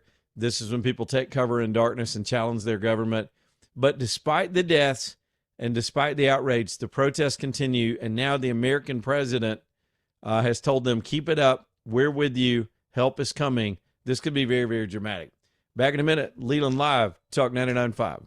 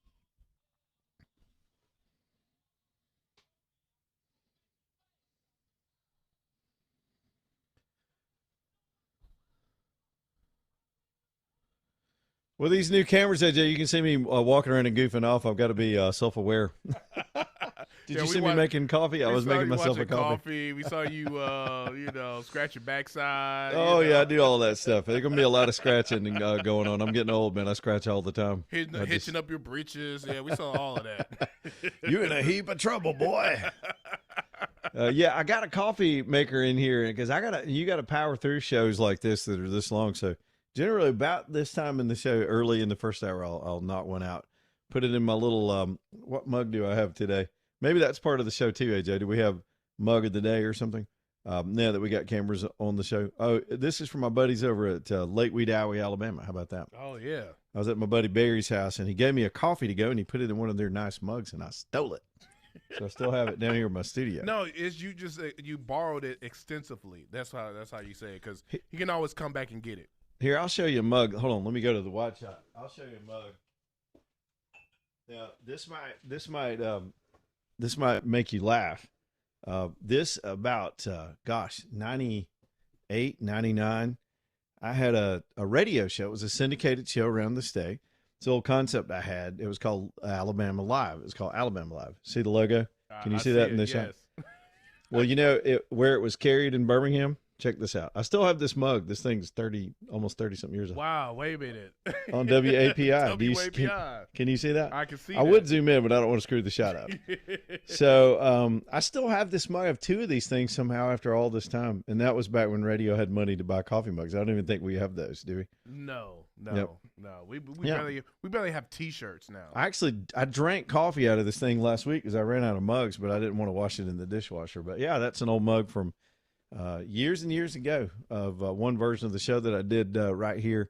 I used to come to Birmingham and do it in this building. It's really how I got to know a lot of the folks that we work with to this day, including Frank, our engineer, who got us up and going today with the new studio cameras over here in the Leland Live facility. And just to let y'all know, yes, if you look on the stream, it is a little delay. We're trying to work on that. There's some technical stuff that we're trying to work on behind the scenes. So, and then yes, the stream is just going to stay on for right now because it's a lot of stuff.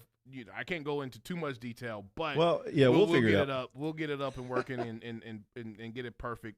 So just bear with us. I think it's because my audio is coming through the old system, and the video's got a little bit of a lag to it, just a slight lag, just enough to drive you crazy. Yeah, it looks like a bad Chinese kung fu movie. Here come a Godzilla. Just point in the air and say Godzilla, and we'll see that 5 Every now minutes and then, if I later. get up and run off, I'll have a Godzilla graphic that will just chase me completely out of the studio.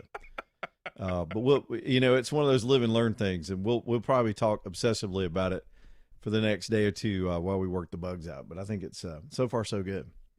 545-9950. If y'all are watching it online or taking a look at the shot, y'all let me know what you think. It's a different way for us to do the show. AJ, I got to put a clean shirt on now every day. Yes, and you got to keep your hair nice and neat. I miss that you don't have the long hair no more, man. You cut it all off. I got hat head today. I'm in that in between stage where I had gotten my hair cut off, but with these gigantic Mickey Mouse headphones on, it kind of covers up a lot of your bed head. Now the only problem is that when I'm talking to you, I'm so used to you sitting in front of me. So Yeah. now I got to turn to the side and look at the monitors. So the monitors ought to be in front of you in the Yes. studio. They should be directly in front of you. Yeah, they should. So I got to We'll kind get of that- sit on the side and look at you because I'll forget that you're like on camera, and I got to turn my neck and talk at the same time. So I don't even know if this is appropriate. Can I do this just to see if you saw?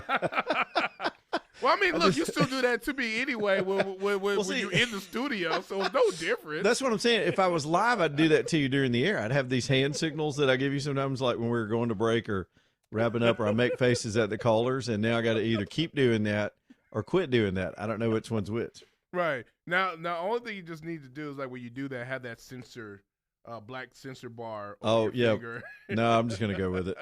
What are they going to do? There's a whole lot worse stuff on the internet. You know what I'm saying? Oh, that's true. That is You remember true. one time, this is going to probably make you mad. Do you remember when we first started working together, sometimes we were just figuring out our rhythm. Mhm. And by the way, this has been 16 years ago when AJ and I first started working together. The station itself, this station it'll be 10 years old in May. And y'all, we're going to blow it out this year with our annual summer event, with the music event. At least we hope to. We've got some really fun plans. Heck, let's just quit talking about the news for a minute. We'll talk about ourselves. So we're really excited about our 10th anniversary. We always call it the Jawbone Jam. It's sort of a music festival with bands, and sometimes we play, some of us play in it, and we just have a big old time. So we're putting that together now. And so the station, big 10 years, it's, you know, a lot of radio companies don't invest in allowing local talent to be live and local from 6 to 6 every single day. And, you know, I think there were skeptics when we started the station. We had kind of the Super Friends got together, a lot of veterans and close brothers and sisters of ours from, you know, Matt and Ani and Richard. And when we first started, there were many of us that have come through the station. But here we are, AJ. We made it a whole decade and proved them wrong, and we're dominating in the ratings, and the station's doing well, and we're proud of it. So we'll have a good time with that in May. But now, you know, technology is what it is, and they're forcing us down this road. But early, you may remember this, when you and I first started working together, AJ used to be really shy, just reserved. You had enough sense to not say the crazy stuff I did, and I had to kind of pull you into the show. I was like, come on, man, you can talk, you can say what you want to. And then AJ got all into it, but I would have trouble getting your attention because you were in there watching the things you had to watch, all the controls and the commercials and learning that new system. And I couldn't, I'd be waving my arms. I'd be like, AJ, I'm trying, look, can you see me? I'm waving through the window and you couldn't see me. So one day I had a laser pointer somehow that somebody had given me, you know, those little keychain laser pointers that like novelty gifts. Well, I had one hanging on the side of my back. So I took my laser pointer and started shining it in your face. Man. I was like, pay attention. Hey, do you see me over here? I'm doing a radio show. And AJ's like, man, you ain't got to do that. I mean, I was trying to figure things out because one thing about radio, this is how they train you. It's like when you swim for the first time. You could go to like classes and all that stuff. No, they'll just throw you in the pool and be get like, in there. Hey, and so I'm over here. Because at the time I had everything set up differently as far as like behind the scenes, like with the back timer and all the other stuff. And somehow things got all screwy. So I'm sitting here trying to figure out, okay, things are playing that's not supposed to be playing. Because we used to have hard time sets when it comes to the 15 and the 45 and then the top and the bottom. And, you know, Leland would just be over here talking, and all of a sudden you hear Leland live. I'm like, whoa, wait a minute. What's this playing? Like, oh, God. It's like, you know. It's all everything's changed so much. Everything's changed now. So now, you know, now I got a rhythm. You know, I can sit here and, you know, scratch my eyes, text my wife, you know, answer phone calls. And now because I'm used to being in this room. Now, if I go to another station, like let's say down the hall, it's a whole different thing. It's all completely different. And you know, they have a different rhythm and setup and stuff. So absolutely. Yeah. Well, it's kind of like what we're doing today. We're just trial by fire, man. We just got to turn it on and go with it. So, so far so good. We'll see how it goes. All right. But I do like the fact that this will give us a chance to say we'll get guests here in the studio at I'm called this the Leland Live studio. What do I call the studio, AJ? The barn? They're probably going to put a sponsor on it anyway at some point. But that would be the guest camera right there. And so we can, we'll have our folks in here and I can show you, we can zoom into that bad boy and I'll have some guests sitting here with us at that microphone. I've only had 2 guests here on the show since we started it. And that is one of my spots right there. And I hope to get some good folks through here, especially this election year with so much at stake. We've got so many hot races. I'm sure I will have a ton of people through here this year that not only can you hear what they're saying, but you'll be able to see their expressions when I ask them weird questions. Like, what'd you have for breakfast this morning? And stuff like that.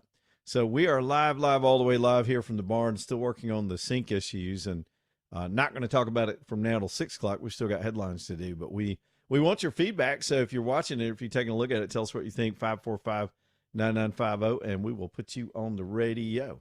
All right, let's talk about, I'll tell you what, let me just go ahead and take the break, AJ, unusually early, and then that'll give me a chance to reset a couple of things as we get through with this first hour. We're multitasking today, trying to work on this tech and do this in live fashion and not miss any headlines. Storm Restoration is my roofing company, and let me just tell you, I saw a picture, and I hate to admit it, but I saw Greg Nelson's bare chest today on social media. Yep, he's taking a little vacation. I don't know where they went. I think it was somewhere on the Gulf Coast somewhere, but he's out on a beach somewhere. But the company's still moving, and his sons are still involved. And you know, when you got 10 kids and you put them to work for you, that says a lot that he can finally take a break. Greg's company, Greg Nelson, we call him Greg from Pell City, is absolutely who you want on your house, on your roof. This guy just knows his stuff, and he's been a roofer for going on, I think he's going on 30 years now in the roofing business. And with that experience, he's seen all the manufacturers. He knows all the techniques. He knows all the adjusters when it comes to a claim. If you have a claim, there's sort of two varieties of a roof project. One is you've had damage or you've got a legitimate claim, and you do have to document that. By the way, a little piece of advice, don't call your insurance company first and that adjuster first, because you want to make sure you're presenting a proper claim and that everything's being looked at and covered. And Greg will give you a good report because he knows what they'll accept, and he knows how to get a right claim in and get you full coverage. If you're worried about your deductible on an insurance claim, and those can be high, a lot of us don't read the fine print on our policies. And I'm telling you, when you've got $5,000, $6,000, $7,000 deductible, that's hard to come out of pocket. Greg can help you with that too. He's got a finance company that will help you finance that portion of getting the repair done. Also, those same finance companies will finance, I think the limit's about $30,000, which will cover most roofs. If your roof's just old and you know you've got to get a replacement done, Greg can get you lined up with that too, so you're not coming out of pocket. But sometimes you just got to do it. So whether it's a damage factor or a time factor, it's Greg Nelson at Storm Restoration Roofing. Again, with his history and, you know, our friendship and how long he's been in the business, and that he's not one of these fly-by-nights that's just going to be here today and not be here tomorrow. It's just not the case with Greg. His number is 542-3531. Write that down, stick it somewhere in case you have an emergency and you're trying to find me and get that number. It's Storm Restoration Roofing. I really recommend that in your contacts in your phone. Find a place where you keep all these advisors if you're not in the market for some of those products right now, and have them available in your heating and air and your roof and those kind of household things for your foundation and all that. And then you're good to go and you're protected. So it's, again, 205-542-3531, Storm Restoration Roofing. We will be back in just a minute. Stay tuned.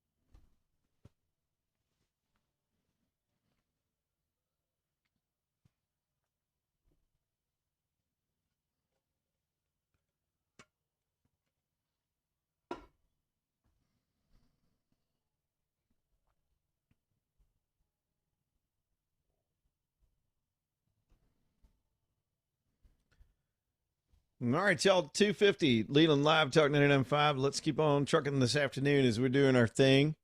My man Tommy over at Hueytown Pawn, he has the guns for you. Let me just tell their whole story because some folks are new to it. They've only been with us for a couple of months, and even though I've still bought 2 guns from them because the deals were so good. But it started as a pawn shop in the pawn business. You take all kind of things of value in. Back in the old days, we used to cruise. You see all these guitars around me. We used to cruise to pawn shops for guitar deals, and every now and then you'd find a diamond in the rough or find some guitar that's just worth a lot of money. And we used to do that back before the internet kind of took that away. So pawn shops in general would take, jewelry, and guns are one of those things. Well, slowly they just started building that aspect of the business until they built an entire gun counter along the length of the store and the whole back wall. It's a good portion of their business. Now they keep a pawn license, and what that means is you still get some good pre-owned stuff when you're looking at Hueytown Pawn. But y'all reach out to them and find out if they've got what you need. Do some comparison shopping. Tommy likes to work on price and value. He's really smart. These guys went out when it comes to sound suppressors, which are a big deal this year. That $200 tax stamp went away just this month, and Tommy stocked up on those sound suppressors, and then all that paperwork that went with it, everything you had to do for that kind of compliance. So he stocked up. They've got a whole vault. They've got a room that's really a vault, and the whole room is, I don't know how much money they spent on this stuff, but it really is a good place to get selection and value and get to know some great guys. They're gunsmiths.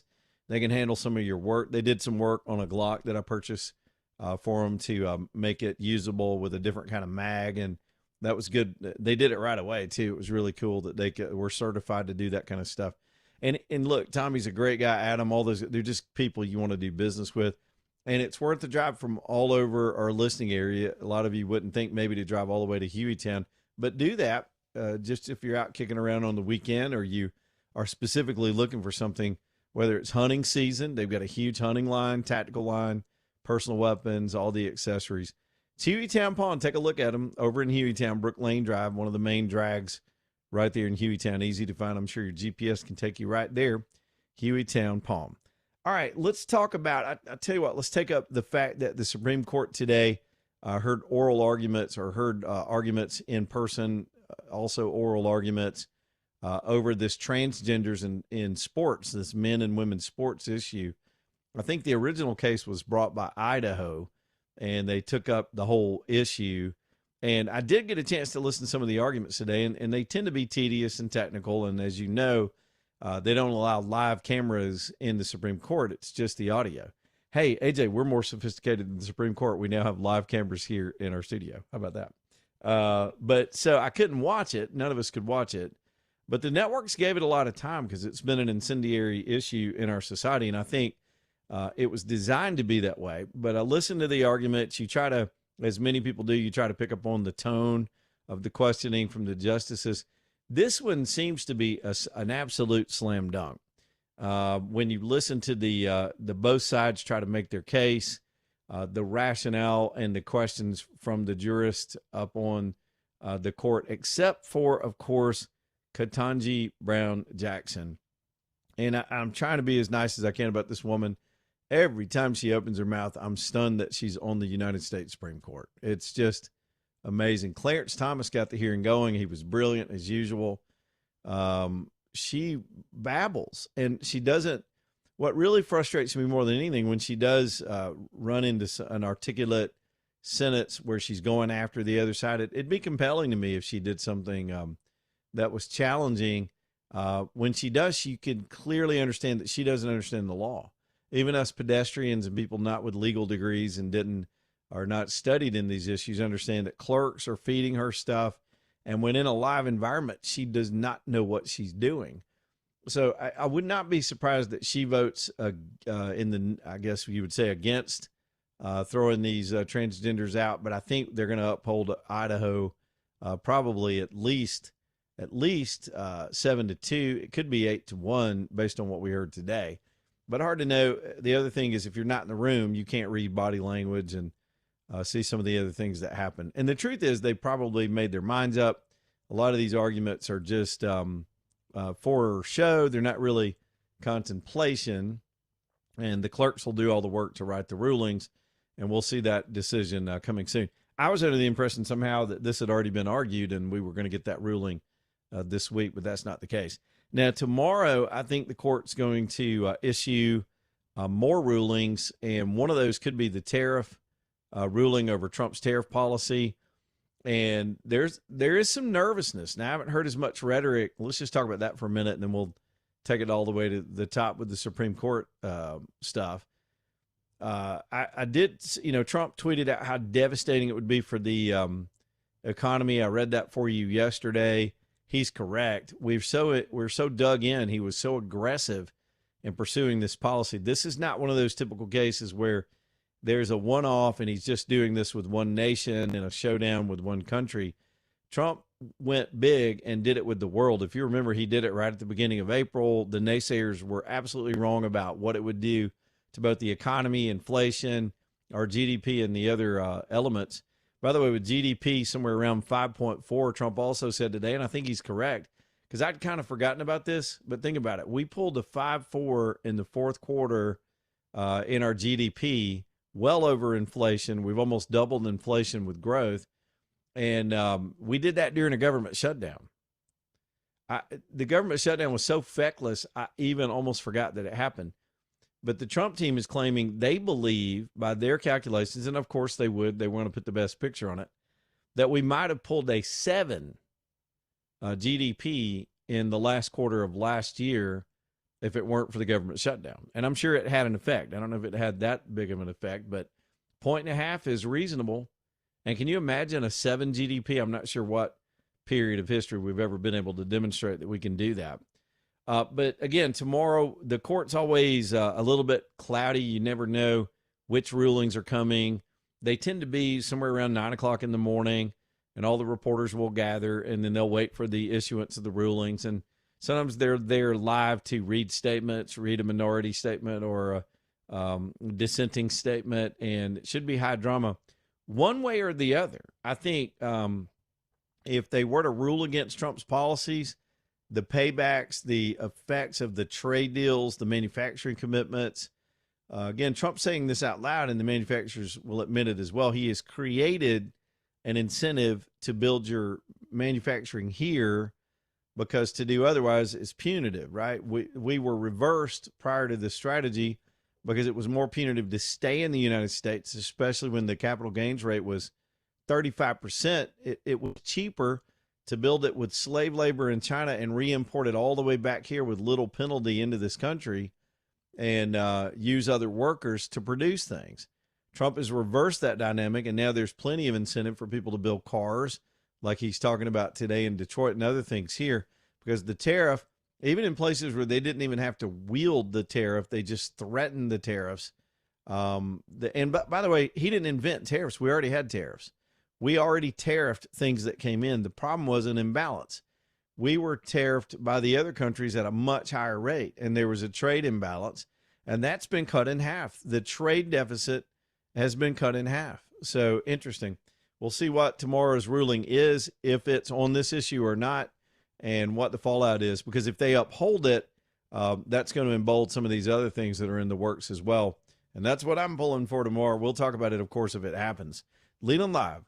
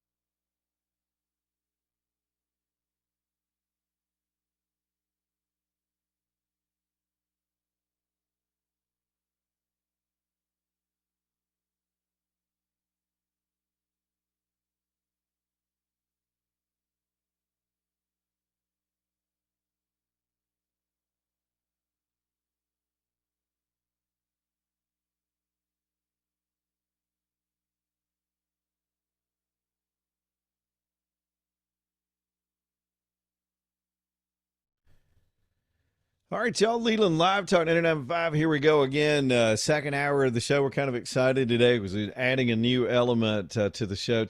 Still got a few bugs to work out, so y'all be patient with us as we sync up the video and the audio. But we're live in my barn studio, in my home studio today, and we built the set really just for the show.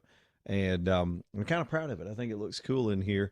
So we welcome you to join us, and then you can see some of the guests and some of the things that we're doing on a live basis, and we'll get better at being able to do this too, so we can actually present some visual things from time to time. So y'all, you can find us. AJ, where all is it? I know it's on YouTube. We have a YouTube channel because I've subscribed to it, and I see it over there on the other wall. But we have Talk 995 TV is the channel, right? Yes. And you can subscribe to the channel and watch all of our shows live, whether they're at the main studio or me here in the afternoon. What other platforms does it go to? Believe on Facebook. Okay. Is one, and Instagram. And we are trying to set up some other ones as well too. Okay. But that will happen in the future. How do you find it on Facebook and Instagram? Kind of the same thing, Talk just 995, Talk our 995 Facebook page. Yeah. Yep. There's no point in there. It's just Talk 995 and then TV, and you'll be able to track us down. I know y'all watch a lot of other shows this way, but now we're adding this element to it. So welcome to my home in my little man cave over here. We'll be doing the show from here quite a bit. And we welcome your calls and comments, 545-9950 as normal.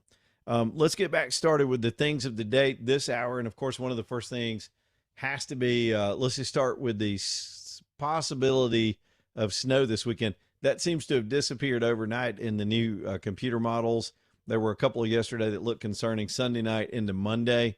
But that's the way it goes when the computer's trying to figure it out. And we're still, several days out from the cold weather. But today, all the models came out and they took the moisture away from us, and no real chance right now in the forecast. And it seems like the forecasters are growing in confidence that it's not going to be the case for this weekend. But we do have the cold weather and a lot of it on the way. So we'll be keeping an eye on that. This could be, I'm telling you, we start to get 3, 4, 5 consecutive nights well below freezing, down in the 20s, which are possible tomorrow night, Friday night, Sunday night. Then you start getting that danger of frozen pipes. So do all your preps if you haven't done them by now.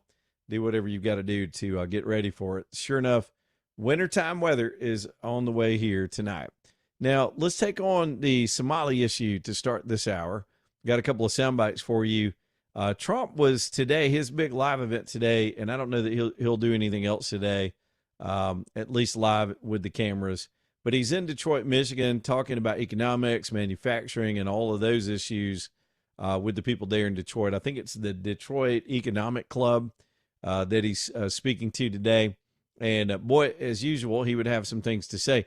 So he brought up the politics of the day and the ongoing stories of the day. And there's a 2-part story still this week. We're still talking about the rioters in Minneapolis, which, by the way, they're continuing their activity, but it seems like they're really losing traction in terms of continuing to keep the rest of the country's attention on this. It's like we've seen this movie before. It's like Fast and Furious 12. We've already seen all these tactics. We've seen the crazy. It's not impressive. And so Trump spoke to some of that today. But the companion story out of that same area and the reason for the ICE raids in the first place are all these Somali scandal stories. And they're starting to take on a new life today, too. The Trump administration is directly looking at this particular population from this particular country. Now, let me give you a little bit of background because it's important for us to know in the whole history of the United States when it comes to immigration, we've always had different policies for different countries. It's just a fact. In some cases, say during the Cold War, if somebody escaped one of the communist bloc countries, we would give automatic asylum. That would be political refugees from Cuba or East Germany. We would give asylum and or refuge to people for those reasons. We were against communism and in this standoff with that side of the world. There have been other situations where there were civil war that would break out, and we'd change the designation for a certain country and allow some of their refugees to come here. For example, I'll never forget being a kid and some Laotian refugees from the 70s from all the killing fields and all of the post-Vietnam War atrocities that were happening, we were allowing populations of Laotians to come to the United States. And being a little country kid in the small town of Roanoke, Alabama, I'd never seen anybody from Laos. And I just have this deep memory. I was probably only 9 or 10 years old. And I remember a church in our little town agreed to host a couple of families from Laos. Am I saying that right? And then they had them in this little white house near our school and near their church. I think the church owned this house. And it was the weirdest thing. The family would come and sit on their porch in the day. They couldn't speak our language. We couldn't speak their language. They were probably scared to death, but they had fled those atrocities. And we would just go and stand on the sidewalk and stare at them.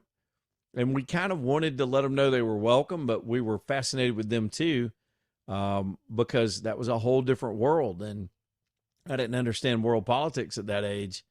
But I remember thinking, I've got a good country. We helped those people, even as a young kid. And that's what we were about. That was not too far after we had celebrated our bicentennial. And now here we are about to celebrate 250 years of our country's heritage. And we've always been an open nation and welcoming. But there have always been conditions. And this is nothing new. The Trump administration is not reinventing anything. In fact, they're reasserting what was a sane policy that other countries, other industrialized and free countries around the world have the same policies. Number one, there have to be certain conditions, and you've got to be from a country that will accept. There are some countries that we've been able, and the Supreme Court has upheld, and especially in the first Trump term, that we can just ban people from coming from those nations because they're seen as a threat to this nation. So that's part of the overall immigration policy too. Some countries are off limits. Those things have extended back when we were at times of war. The country's done that before. So yes, we can have specific policies. In fact, we used to have two different policies, one for people from Haiti and one for people from Cuba. And I think on the books, record for the law right now, the way our immigration laws work, those policies are still in effect. Cuba was still people that were fleeing communism. People refer to it as the wet foot, dry foot policy, whether or not you had to get to land or whether or not we caught you out in a boat trying to get here from those areas of the world. So the reason I give you that whole just surface background of this issue is to understand as much as the left, the histrionics that they'll make over particularly the Somalians, this is not unusual. Now, there's some other elements that we should understand. Not only do you have a complete lack of assimilation with these people, and that's what you need to have a proper immigration policy, you got to have people that can assimilate, that either know the language or have their own resources or come here not to be on the dole. In the old language, they would say you can't be a public charge.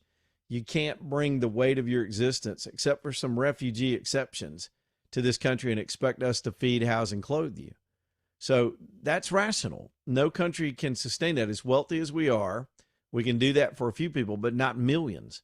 So the previous administrations brought millions of people here from all over the world, from impoverished areas, not out of charity, but for their own political power. They were trying to change the voting patterns, the demographics.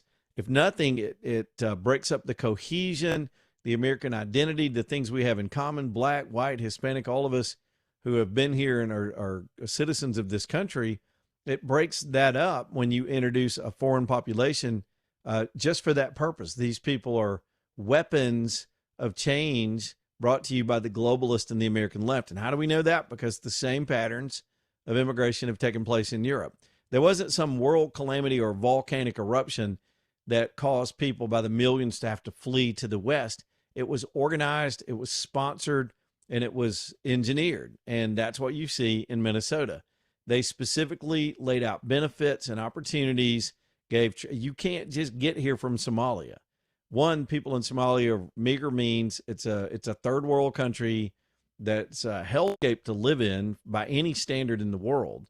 And they just don't have the resources to just suddenly show up here. So their transportation is facilitated. Then they wind up congregating in Somalia and go right to doing the things that are the hallmark of Somalia, which is a lot of robbing and thieving and corruption and scams. It's what their whole nation's economy is typically built on, this kind of stuff. And it's why they're so dysfunctional. It's a tribal country.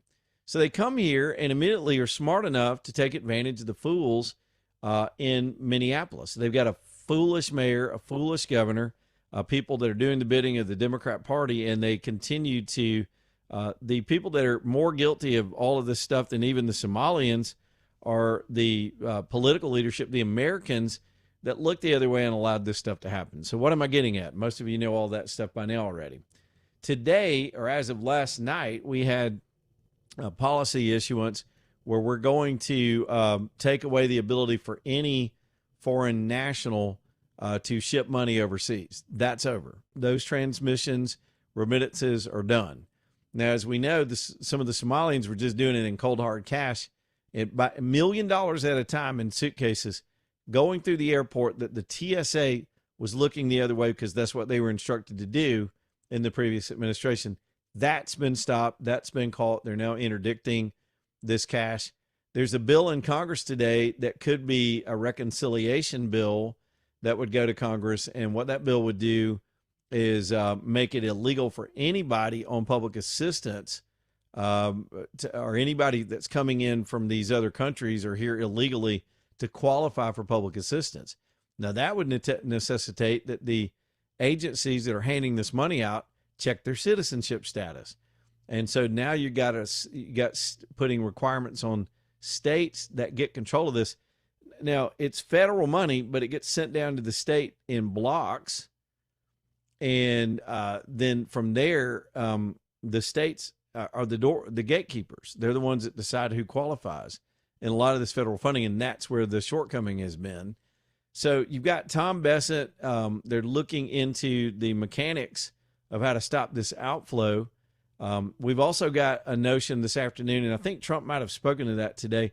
AJ, I sent you a couple of sound bites. The last one I sent you, let's see if we can pull that one up first. That one's probably the most interesting, where Trump is talking about revoking the citizenship of Somalians who have come here to be naturalized.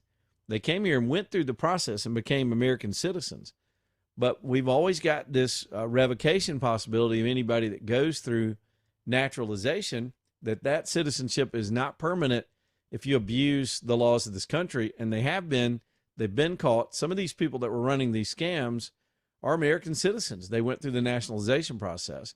The Trump administration is going to move to pull that nationalization and send them home to their actual home.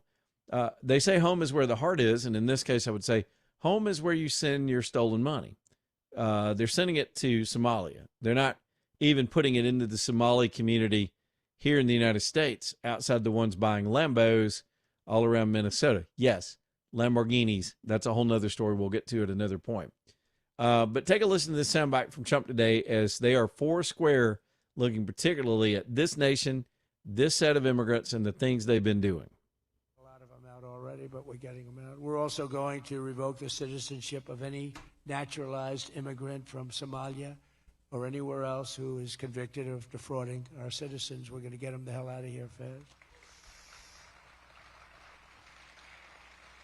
And if you come to America to rob Americans, we're throwing you in jail and we're sending you back to the place from where you came. We're throwing you right in jail. A lot of them. Absolutely. I don't think you're going to get a lot of pushback from people that support the president's efforts. And this is what the country voted for. You just can't come here and abuse us or the system or steal from us. You've got to want to be here. You got to want to assimilate and learn the language and learn the rules and learn the culture. And these kind of problems are manifesting all over the world where you've had this mass migration. In parts of Europe, it's become crime epidemics and streets being shut down for Muslim calls to prayer and a rape crisis in Sweden. And I can go on, and we've talked about this stuff for years. In this case, it's financial for the most part. Yes, there's a criminal element, particularly in Minnesota, but it's also this financial fraud that's probably the biggest in the history of this country, and we're just getting to the bottom of it. Now, there's a whole new element to it, and I'll get to that in the next break, about these medical transportation companies. The numbers are eye-popping, and I've got some sound on that too, where they were setting up hundreds of fake medical transport companies that didn't exist and getting millions of dollars as well. It's like the number of schemes they had rolling had no end. And again, if nobody's going to crack down on it and the government itself tells you it's okay, because you've got Tim Walz as the governor. Of course, they're going to try to get away with this stuff. Michelson Laser Vision bringing you the show tonight. MichelsonLaserVision.com. Man, LASIK was really a miracle for me. I'm looking around here in the studio and I can see everything so clearly. Every now and then you'll see I got these big chunky readers. I'll use those for close-up situations. Sometimes it's low light or all that time on a computer screen. It's good to filter out that blue light. Or sometimes it can even be, I don't know what it is about restaurant receipts. I can't ever read those. The print's light. Usually the restaurant's kind of dark, and I'll use readers for that. But I chose the type procedure I had so that I could keep binocular vision. They've got a methodology where they can fix eyes, one for near, one for far, and you don't need any of that. So talk to them at Michelson. This is the legendary practice that brought the first laser to the state of Alabama back in the late 80s. Dr. Mark is an absolute legend and a pioneer in his craft. And now Dr. Jennifer, as you've heard about here on the show for years, has grown up. She's a surgeon too in the practice, 2 generations taking care of you with an incredible team. And I just love not only the surgery that I got and the results of it, but the care I've gotten since then for any other issues that I've been able to bring to them. I get the best care in the world from the best people in the world that understand your eyes. And in addition to all that, the technology is even better. They've got a Contura system now. That is a laser AI-styled system that can absolutely get the great detail in your correction and make you see things, even for patients that thought it wasn't possible to get LASIK. You ought to look into it. That's a pun. Michelson Laser Vision, downtown UAB Highlands. Easy in and out of that facility, too. MichelsonLaserVision.com.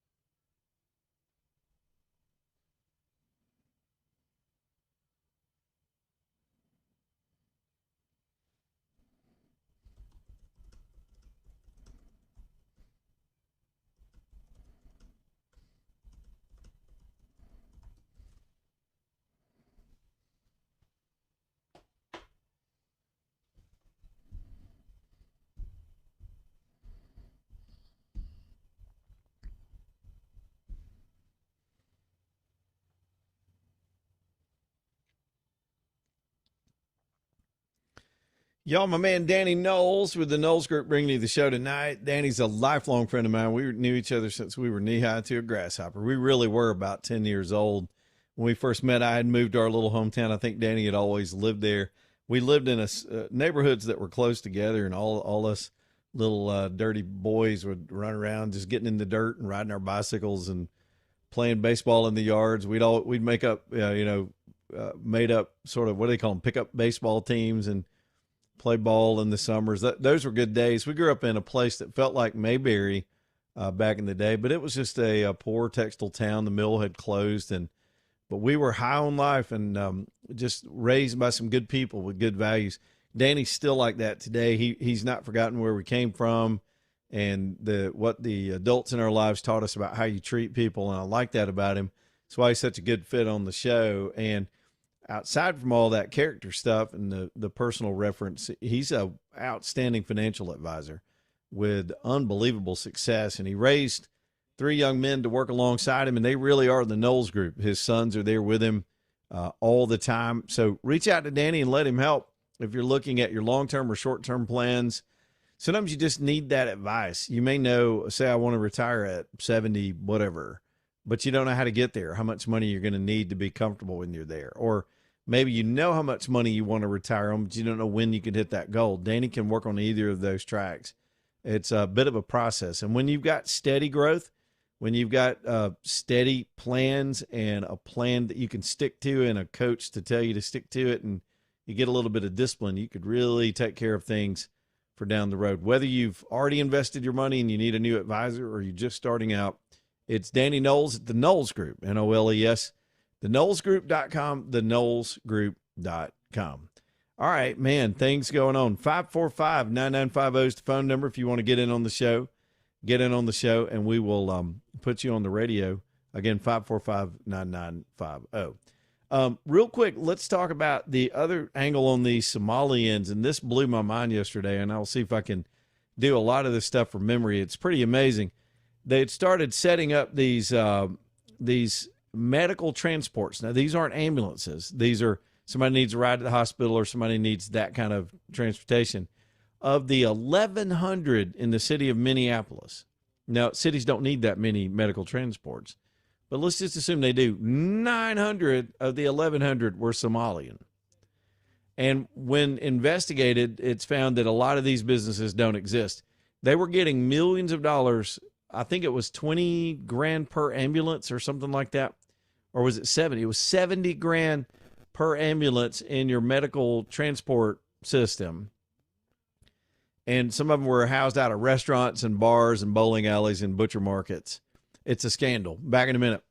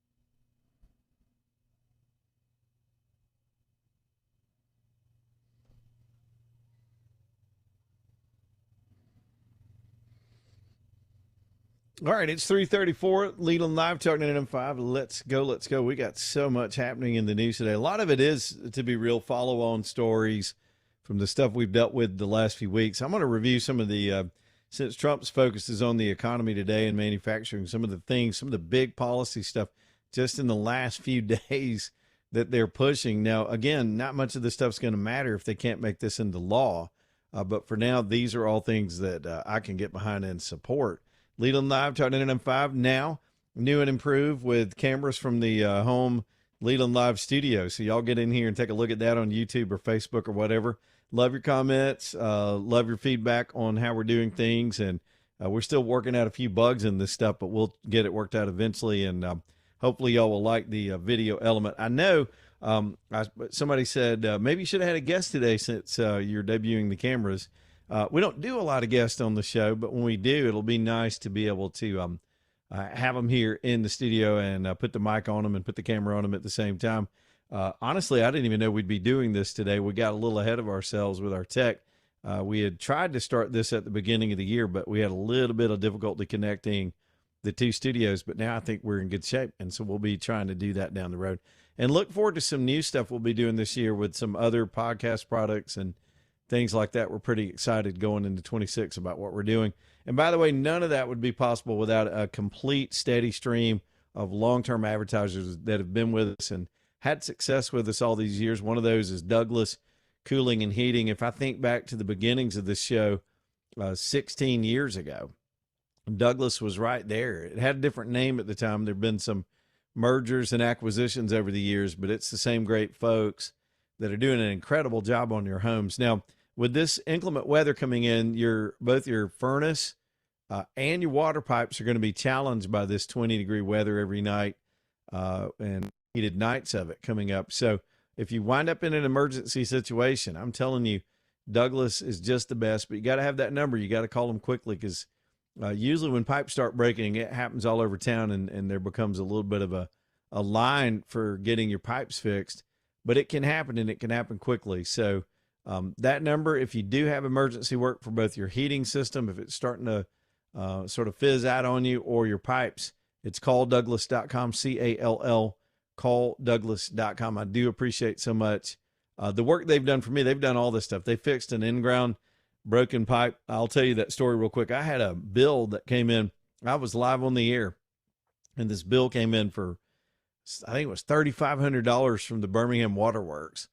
And I thought it had to be a mistake. They used to be run by incompetent people, and the billing was a mess, but they assured me they thought I had a leak in my system and that I had indeed used that kind of water. Well, I didn't even know where to start.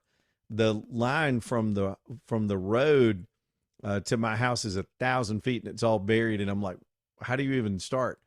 Well, quickly, Douglas and that team was able to send one of their guys out and hook me up with a water line locator service that affiliates with them. That dude found it. He had some high-tech gear. He had these headphones like this and a probe that he'd stick in the ground, and he found it pretty quickly after getting out of the truck. And even though I didn't know exactly where the line was running, and then I called Douglas, and once we had located it, man, that dude came out. We had that fixed in 20 minutes, and I'm back in business. And it turns out the Waterworks will forgive those kind of bills if you can prove you had a break, an underground break. And with this weather, sometimes that stuff's going to happen. So just know that they're there for you. Once again, it's calldouglas.com, C-A-L-L, calldouglas.com. All right, let me go through some of this economic stuff. Of course, Trump today talking to the folks in Detroit about manufacturing and the big picture stuff. But just here in the last few days, it's just breathtaking. And again, he's trying to do this with his regulatory power, with the powers of the presidency, and with his cabinet, with the bureaucratic agencies. But it won't last if it's not turned into law by the Republicans. And I'm so skeptical with them. They can use reconciliation to do some of these things, but here are some of the things. And we went through this the last few days, but I think it just bears repeating. This is immediate stuff that's going to affect your back wallet. It absolutely will affect your pocketbook much more than anything that's happening in Minnesota or any of those things. So the first thing was this idea that they put a 10% cap on interest rates from credit card companies. Now, that's supposed to start, according to Trump the other day, on January the 20th. So in 1 week, the credit card companies are supposed to have their act together and to reduce credit card interest for consumers in this country down to 10% for 1 year. I don't know, again, what authority Trump's using or if the card companies will go along with it just out of goodwill. But that alone could, one, if you just were making the payment you were making that were minimum payments, you could actually start to get the card paid down. In other words, once they drop it to 10%, you still pay the amount you were paying, and it starts to get applied toward that principle. Not to mention it gives some people an incentive to continue to work on that debt. It's a trap, and it's always been a trap. They launched into blocking the big institutional investors from buying single-family homes. I was reading a story out of Vegas today where 1 in 5 homes sold in Vegas in the last few years has been institutional investors. In other words, they're going in and buying up and controlling the single-family market in a place like Vegas. Vegas has been through a lot of economic turmoil. Tourism's down, revenue's down, people are trying to sell. And then you got these institutional guys that'll push the price up and outbid everybody to get control of the market. Based on that, it's 20% of the sales were already these giant cash offers coming from these people. Now, look, real estate agents like a quick sale. Sellers love to sell at those prices, but it's artificial manipulation. So the Trump team is going to try to block that. They're going to try to force, this helps us too. This is consumer stuff. They're trying to force these big tech companies that are building these giant AI facilities to pay their own electrical bills. Now, here's how that goes. We've just had that debate in our own community with that big project out in Bessemer. That thing is just going to suck electricity up, and consumers are worried that the increased use in an area is going to put a demand load onto the power generators and force all the rates up. In other words, all of us have to pay more. Again, a supply and demand equation. You got a demand spike. That means you got to have a supply spike. And depending on the capacity of the producers, suddenly you might have rates go up on everybody in a community where one of these places exists.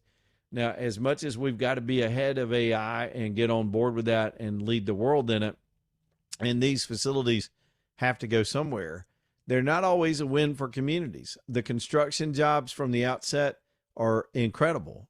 Thousands of people will build these massive buildings, but when the center goes online, there'll be thousands of engineers come in to put in all the equipment. But once they go online, it's really a super small number of people that actually work in these places. They're just warehousing racks and racks and racks of computers and sucking up tremendous amounts of power.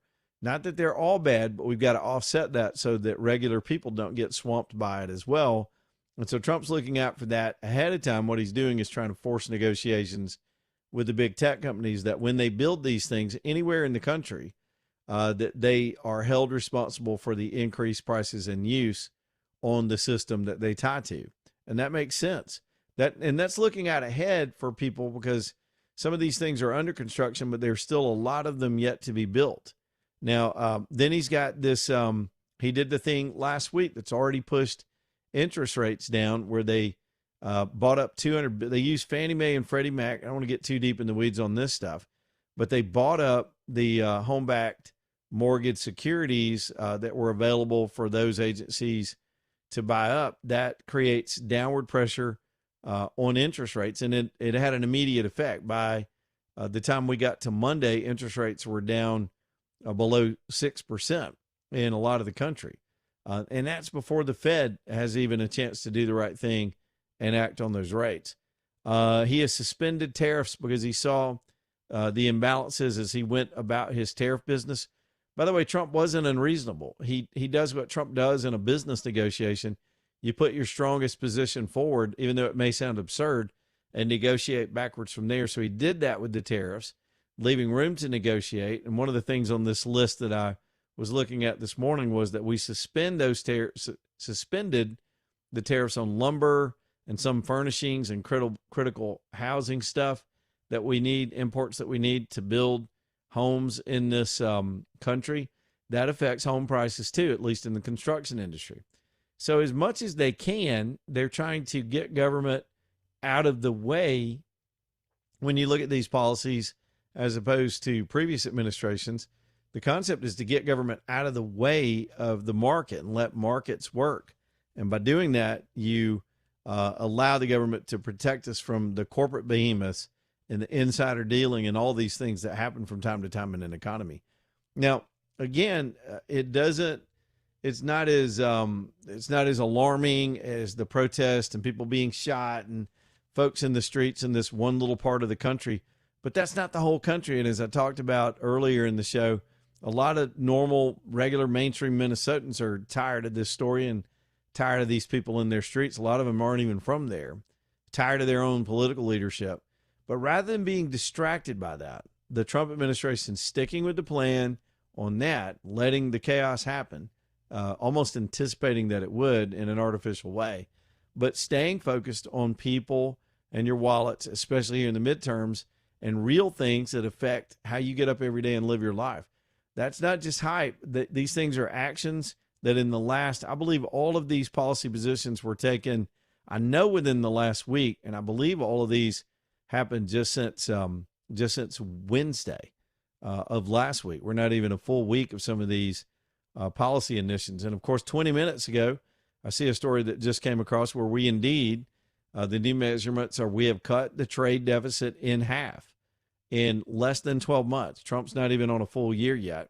And inflation in home goods, for example, came down to almost zero in actual consumer goods. Their inflation numbers in almost everything. But as far as the goods, that's good news. That's good news for things that are on the shelves. Inflation went to zero, which can be scary because we always have to have a little bit of inflation for an economy to live and breathe in normal conditions. But all these things, wages are going up. Productivity is going up. These are weird economic measurements, not really weird, but just sort of fundamental measurements that people that look at the economy always look for to see if they can predict the future. Now, what does that mean? That means some of these things haven't set in yet. So it may not have hit your wallet yet, but it's the future. The trends are heading in a direction where things are going to feel more affordable more quickly than I even anticipated. And this is not even to mention the chess move that we made on the Venezuelan oil and what that's going to do for energy. Y'all, I could give this speech all day long. These are things, as bold as I thought Trump would be, I just did not know, both on his domestic agenda and his foreign agenda, how aggressive he would be in pushing forward on these things. And I'm here for all of it. Lanius Furniture Company bringing you the show tonight. Launius. People always ask me, Leland, why are you always spelling? Well, Lanius is an interesting spelling, and I want to make sure you get it right in case you want to go to the website or type it into your GPS so you can get over there and see everything in the store. You're talking about an acre of furniture under one roof that is just it's a wonderful shopping experience. Let me tell you my take on it. You get on the interstate, you wind up on exit 280, right? No matter which direction, if you're coming from Coleman or you're coming from Clanton, everybody gets off on 280 and goes toward 31. It just all takes you over to 31. You head about a mile south. You don't even hit a red light. Next thing you know, you're in this big old parking lot, easy parking, and you walk in, and as soon as you open the door, you just see an acre of furniture. Well, most of the showrooms, almost 80% of that acre of the building covers. Lamps and groupings just everywhere. Brand new, beautiful stuff. It even smells like good quality when you walk in. You can feel quality, if you know what I mean. And that's the Lanius experience. And then you're dealing with some of the most helpful people ever. Just the kindest, sweetest, good small town folks that really understand furniture and want you to get it right. They're not too pushy, but they have design expertise, degreed and credentialed people in design that can help you pull things together, design your own furniture, or just put it on the truck and take it home, or they'll bring it to you. Going on 92 years of taking care of people all over the state of Alabama and beyond with this furniture superstore now off exit 280 in Kimberly, Alabama, Lanius Furniture Company. Back here in just a minute, right after this.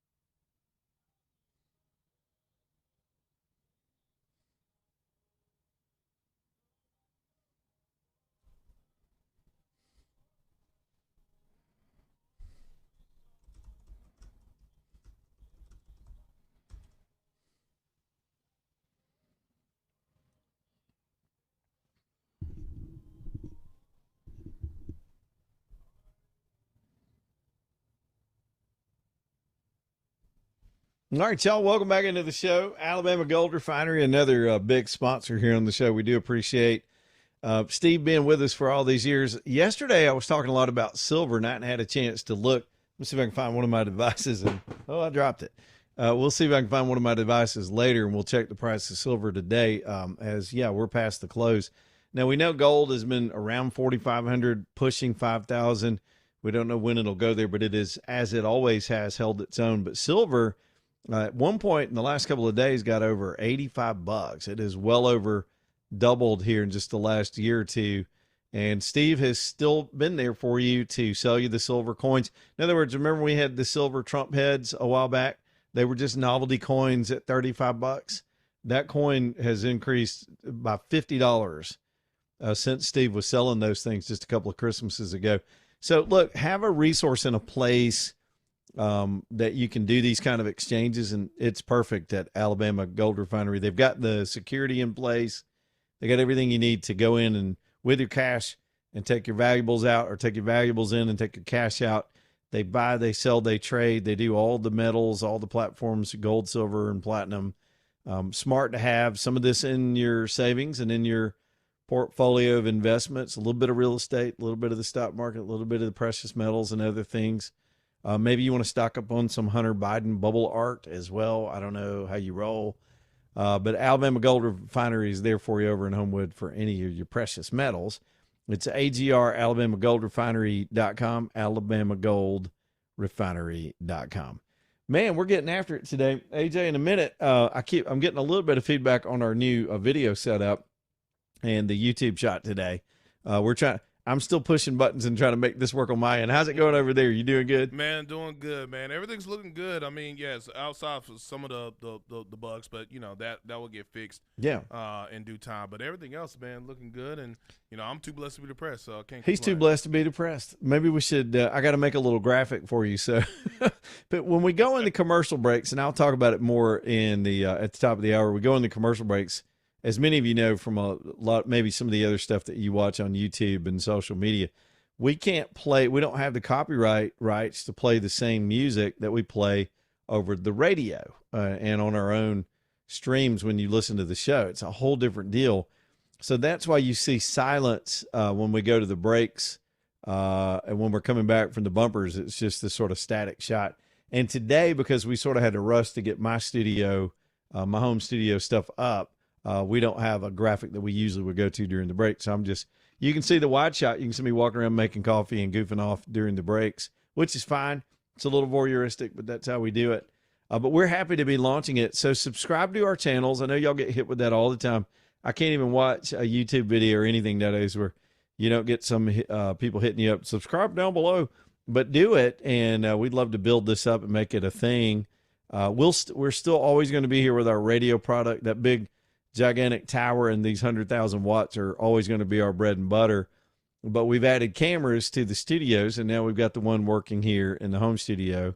And I'm looking forward to it. I'm looking forward to having guests in here. I think about all the politicians that might have to drive up here, out here at my house and come visit. But we'll have a good time with them, and we'll let you get to know these people that are running for office. Now, tonight is, let me just throw this in too. Tonight is Kay Ivey's tonight's Kay Ivey's last State of the State speech in her tenure as governor. She's been governor a long time. If you remember, she took over for Bentley and then won those terms.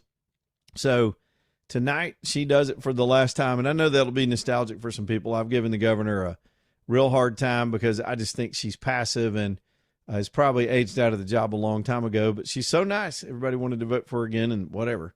But the state needs aggressive leadership, and maybe we're going to get that by any possible measure. Tommy Tuberville is going to have the inside track to be the next governor. But a buddy of mine that he's really an expert on Montgomery things and Montgomery politics, and he worked in that arena down there for years and years. He keeps me up to speed on things, and he reminded me that the first time Kay Ivey ever spoke in the Alabama House chamber, here's a little piece of trivia for y'all. It was February the 5th of 1980, and she was just hired as the new reading clerk, and I didn't even know this about her history, She was the reading clerk for the House of Representatives. In other words, sometimes they'll have a bill and it gets introduced and they'll ask the clerk to read it, and they always have a designated person that'll sit there and read it. And he sent me a picture of her reading that bill way back in 1980. That was one of her first jobs in government. And here she is ending up a long, long tenure as governor of the state of Alabama. State of the state. I bet she says, AJ, I bet she says, the state of Alabama is strong. Pass the gin. Pass the jelly. We'll see y'all in a minute. Top of the hour. Here we go.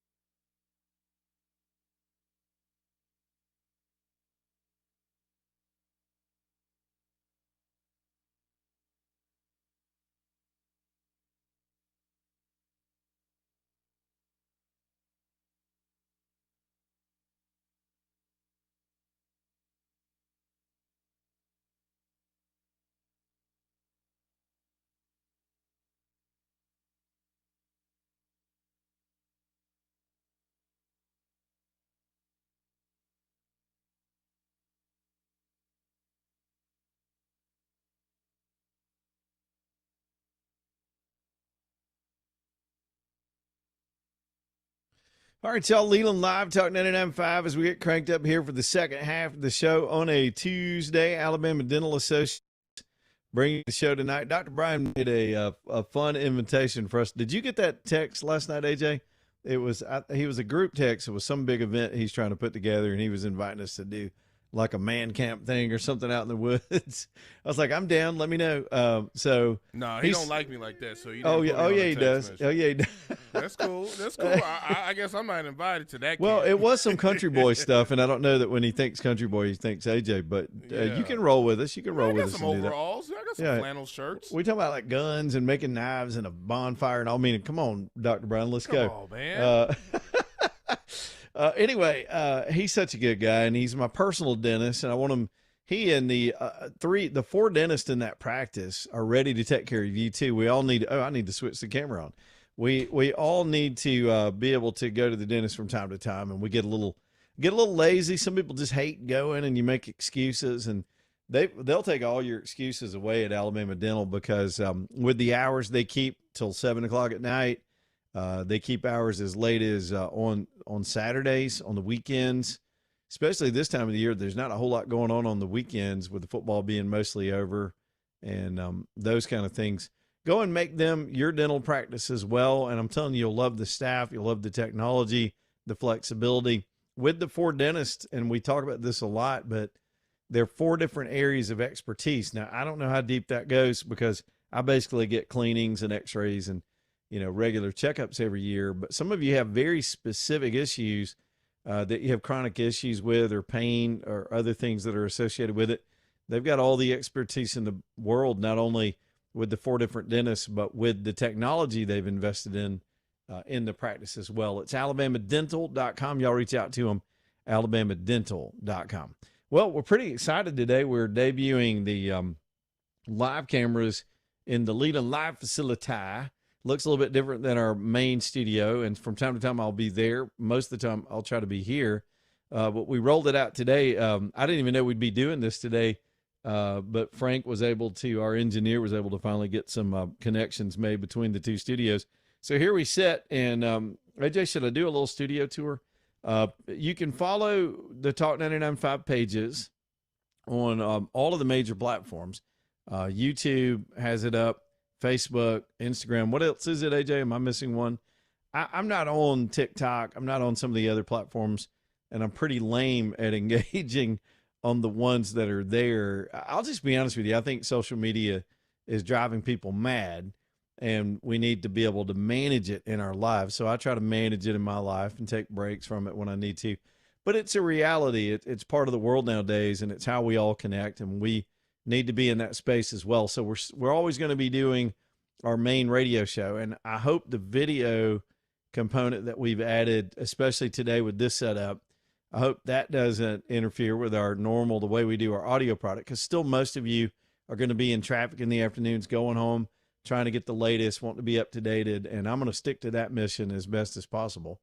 The cameras just are an added element. We hope it's a bonus feature, and we're able to introduce you to guests and maybe do some live things. I hope that one day in this, as you see, if you look around, I'll go to the wide shot. If you look around here in the room, this is my personal man space, and all these things on the wall. AJ, can you see all this stuff? I can't really zoom in on it and turn around and talk about it. Yes, I definitely see everything. I'm a much better collector of all these instruments than a player, but I really do enjoy all this stuff. These are like my little friends being around me. Some people, I was talking to one of my sons like that. He loves being in a room full of books, and I love that too. A library setting where you just feel comforted by all those books around you, and it's like that with this for people who pick and grin and play music. Is that the Billy Beer right there I'm seeing? Yeah, hold on. Let me. I can move this camera around. So yeah, that's my acoustic wall right there. Okay, so if y'all want to subscribe, go jump on real quick, and I'll give you a walk. I'll give you a little walk around. We do have headlines today, but nothing pressing. So those are most of my acoustic guitars. I could walk through some of those. I'm getting a lot of questions on the online comments, which I'm trying to also learn to pay attention to while we're live on the air. I'm pretty lame at that, but I'm getting a lot of questions about what's that guitar on the right? Which one is the left? But that's just that's sort of my acoustic wall. Over here is just a little. That is a thing that my son built. Let me scroll over. if you look at this this sort of shelf space back there, that is a little thing my son built when he was in medical school. He likes to work with his hands, and I think he was hitting the book so much. So he built this thing. He was going to throw it out when he moved to New York, when he had to move up there for residency. I said, give me that. So I put it in my man space, and that's just sentimental stuff on those shelves. I don't want to bore you, but yes, AJ, down below that is Billy beer from the 1970s. That is an original 6-pack of Billy beer. I had 2 of those that were gifted to me, and I wound up giving one of them to Matt Murphy, and that's the other one. And then we've got what else is on that shelf? There's my little Emmy that she broke in half, so I put duct tape on her. We call her Emmy Lou. So that was from back when I was a little young punk TV reporter. It's coffee mugs, old radios. That little football guy right there, I don't talk about him much, but this is the oldest. Can you see that, AJ? I can't even tell. I don't even know if I can zoom in anymore. Yeah, we can see it. My little football man right there, that's something my uncle gave me when I was 10 years old. It's really sentimental to me. It's a little sort of rubber bobblehead. I had just moved to town. My parents had just got divorced, and I think he just wanted to try to bond with me or something. And I had moved to this new school. I remember he handed it to me and goes, "You're a Handley Tiger now." And I didn't even know what he meant. I didn't know what that was. But I knew he was trying to be my uncle, and I never forgot him for that. He's one of my favorite uncles ever, Uncle Leon. He gave me that when I was a kid, and for some reason it's still around. I found it in a box the other day, and I thought that's going in the studio. So that's what you're looking at now. That's the guest camera setup, and we'll eventually have guests in here in front of that microphone right there, and we'll start lining those folks up sooner or later. I'm not as guest heavy as a lot of the radio shows. Because we're fast paced, we're breaking news, we're in the moment. It's hard to guests sometimes can disrupt that. We have some regulars that come on, but guests can sometimes disrupt the flow of a show the way we do it. But I know with this election year, we're going to have more and more folks here in the studio. So I'll make an effort to get them in here, and especially the folks running for office. And I'll try to make them interesting when we do it. But adding this video component is just a whole nother level of activity that we can do, and another way to be able to present that. So we hope you like it. I really, we got a little bit of an issue. I think the video is slightly out of sync with the audio right now, but we're going to work on that tech. Yeah, and these things on the wall, man, I got my folk instruments, my mandolins. That's an instrument I'm still struggling to get better at, but I love playing them. I love the way they sound. Let me zoom in on that for a minute, and I'll take y'all around that wall. There's some of my electrics. Some guy was asking about the Les Paul. I got 2 of those. One of them is kind of one of those aged ones, and you got to have a Strat. That's not even all of them. I just can't show them all in that camera, but the wall kind of goes on. But they're just my backdrop because that's my hobbies. I like my books, I like my music, and I like some of the comfort items. I've always thought, a podcast studio ought to be kind of personal. It ought to be more about the things you do and who you are as a person. And so that's what we did when we dressed the room up here. And it may change. These things on the wall. Anybody want to buy a Gretsch? I've got some of these are for sale from time to time, and I love that thing, but I don't play it very much. And I got a lot of buddies that are in music. So from time to time, these things back here are going to change up as I buy, sell, and trade and have fun with all that kind of fun stuff. But there it is. Somebody asked me online one of these platforms, said, "Where's your gun?" And say, I can't show you that, but it is right there. AJ, I'm caught, locked, and ready to rock. We're good to go over here. But today's the day we unveil it, and we hope y'all will join us online and subscribe to the channel and watch all the shows. Richard and Val are on in the mornings. We, of course, are on in the evenings. Andrew, of course, having his own podcast studio as well that some of y'all watch, the Over the Line studio, and then, of course, his show Day to Day here at the station. We're all having to learn how to do this. And for me, I'm in here switching my own cameras, and I've got, I told AJ, I've got 7 screens in front of me that I've got to monitor and pay attention to. And we'll try to be able to manage that and learn to get to do that and make it second nature every single day too. 545-9950 is the phone number. We hope to hear from you. We really do want to hear from you today about this, if you've had a chance to see it or not. Today, when we go to the breaks, you'll see a wide shot. We don't have all of our graphics built for this production, and that'll get in place the next day or two. And so you'll see me milling around, and that is a live shot of the wide shot of the facility here. But yeah, is that sufficiently boring, AJ? Is that enough? You think? No, actually, it's pretty interesting. It's kind of cool to, I've seen it, Yeah, firsthand. but AJ's it's been kinda here cool to as see it on over the video. years while I was building it. AJ, you've been in this room many times. Every time we have a little function at the house, but now it looks like it ought to look. So here we are. But yeah, glad to be adding this to the show. Now I'll be honest with y'all, I was resistant. I like doing the show the way I do it, and some folks have asked, "And how are you going to do shows on the road?" Well, that's where I think some of this stuff's really going to pay off this year with the travel shows that we like to do from time to time.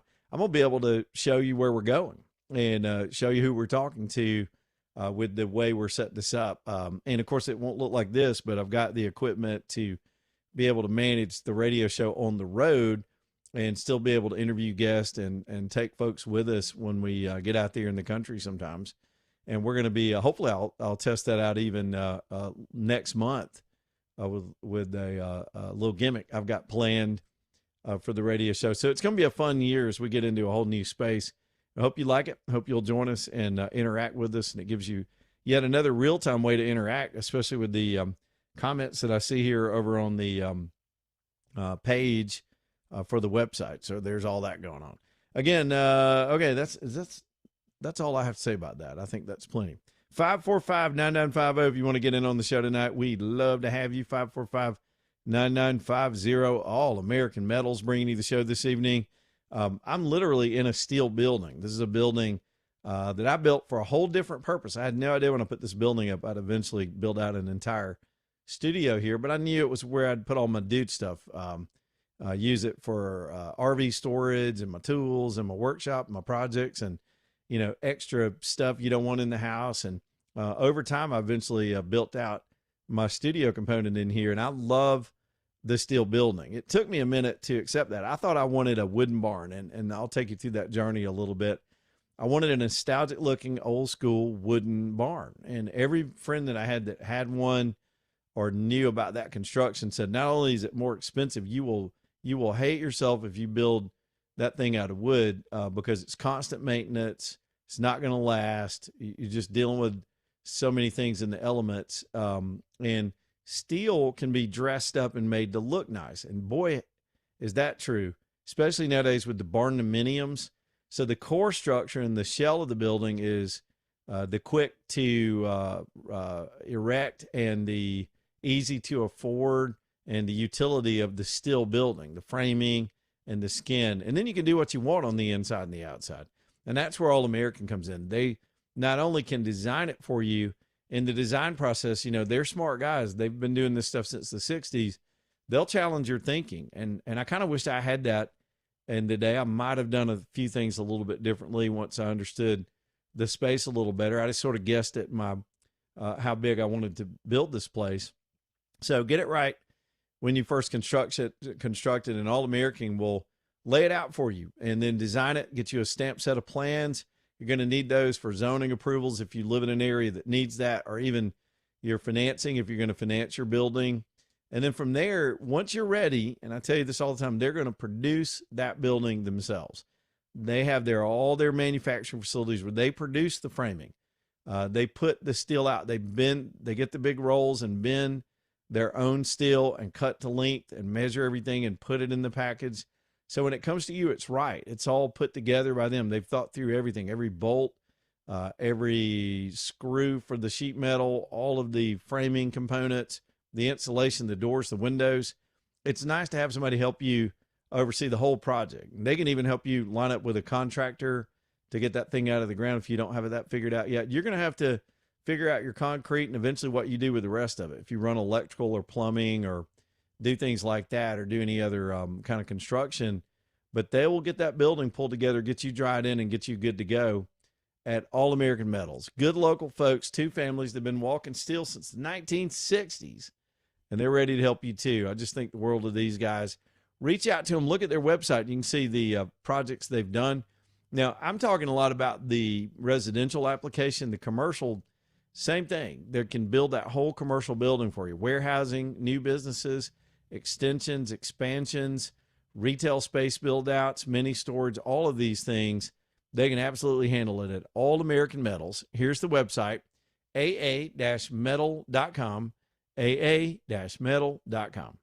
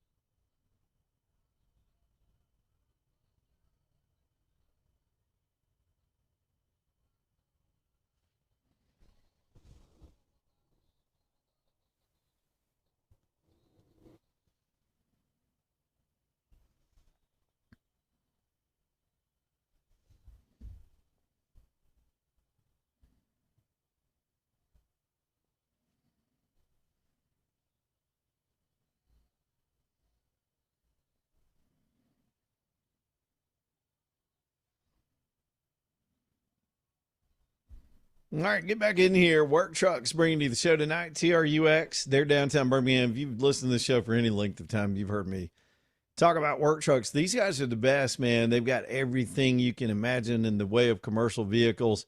In my mind, I always imagine the lot as I've always seen it. They sort of have the vans on one end and the box trucks on one end, every length, every model, every chassis you would probably need for your business. And those are pretty generic body types, but they've got all the specific stuff too with the service bodies, ladder rack bodies, tool bodies.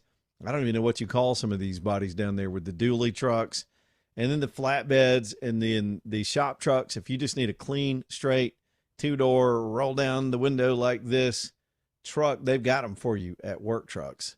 Downtown Birmingham, 3rd Avenue South. They've got financing, extended warranties. They just go and do the hard work of tracking down some of the best of these vehicles in all kind of configurations, get them all the way back here to Birmingham so you can go see them yourself in person and check them out. You're not having to search around online and drive all over the place trying to look at these things. They're right there at Work Trucks.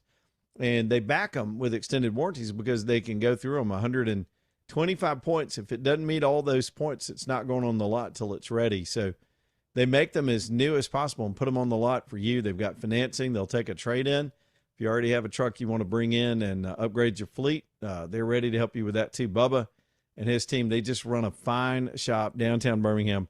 WorkTrucksLLC.com, WorkTrucksLLC.com. AJ, I'm going to try to play a soundbite from over here in the studio. I sent it to you as well, but I need to get used to being able to roll these things from here. So we'll test that out too while we're testing out this whole new video system.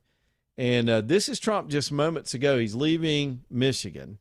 And among all the things he's got on his table, all these economic incentives, the craziness in Minnesota, it's this Iran story that continues to grow and get world attention. Trump's pretty bold about us coming to the rescue. He started the day with a message on social media saying that for the people in the streets of Iran to keep at it, that America had their back and, quote, help is on the way. Now, that's very generic. We don't know what that means. They don't know what that means, but that has to be encouraging when you think about how much the West has let down these people of Iran that want their lives and their country back. Trump is willing to give voice to that. And you know, when he says it, he means it. But what is he saying?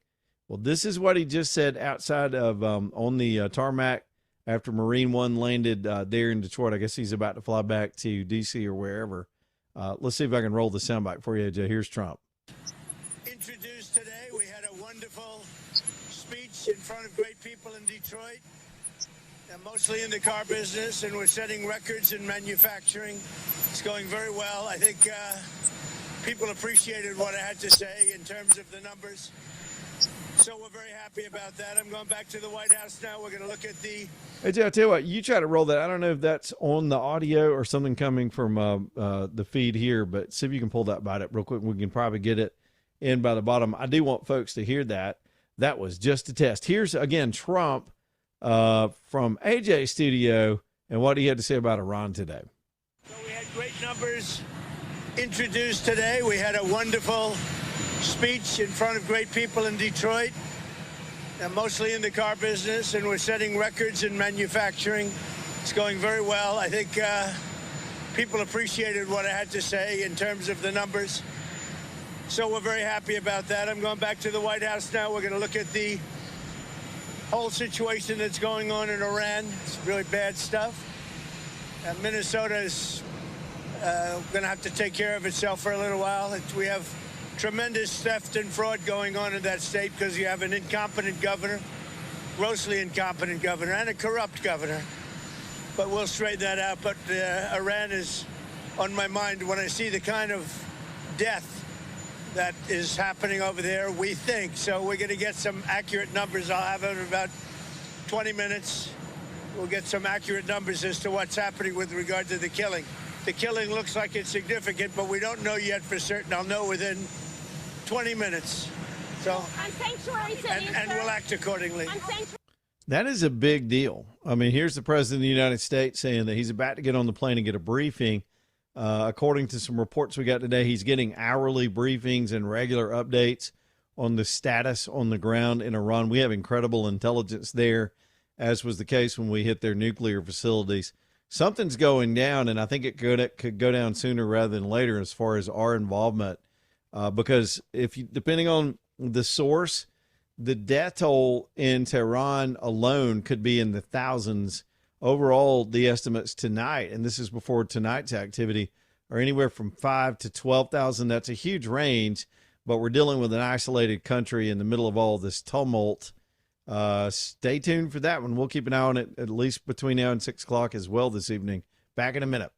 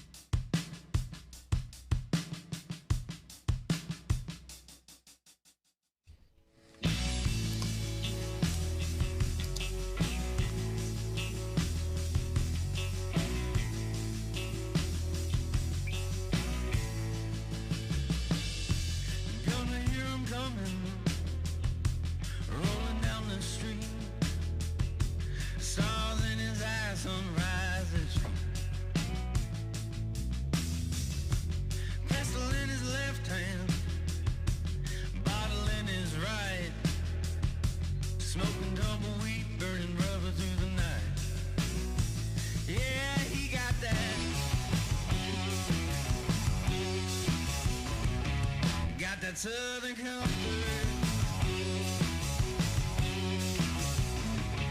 He's got that.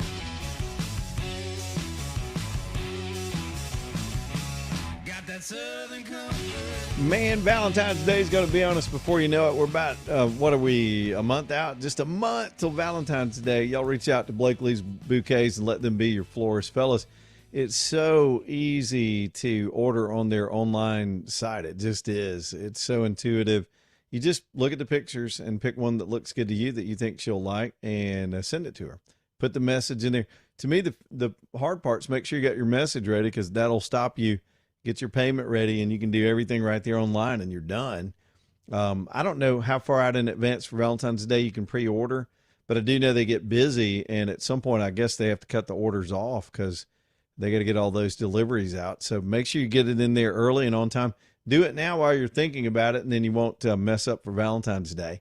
Look, unexpected flowers, I'll tell you this all the time, are the best flowers just when it's just because, or especially somebody that's sort of feeling down or blue. But come Valentine's Day, some flowers are expected, and you better not miss that one. It's Valentine's Day and everything for the year for all your celebrations and moments and memories. It's Blakely's Bouquets. You'll appreciate how they work with you, all their talent, the freshness of the flowers, the quickness of the delivery. And by the way, if you're one of those flower people and you really know flowers and want to work with them in a very custom way for some special event, pop by their studio over in Edgewood and Homewood, and they'll be glad to see you. Tell them you heard it here on the radio show. It's Blakely'sBouquets.com. Blakely'sBouquets.com. Man, we got a phone call. Let's do some phones here late in the show. AJ, I got so many distractions with all the cameras here in the studio and everything on us. We're debuting our new studio over here at my place. But I think it's going pretty good so far. Dan's got some comments on it, I think. Dan is in Birmingham. What's up, Dan? Hey, not much. A long-time listener, first-time viewer. Yeah, man. That's the first call we've had to say that. I like that. That works for me. Good. Yeah. Keep going, Dan. Hey, man. I know, it's all good. I just didn't know what kind of camera presence you had, Leland. Yeah. I mean, I would say 10 out of 10, like across the board. Where's the AJ cam? I feel like that's a big thing. I've got some questions about the AJ cam, and AJ does have a camera. We're still getting all the switching down. AJ, I don't know. Can you turn that camera on with the way we're set up today, or is this just a straight feed out of here? The box that's connected to is disabled right now.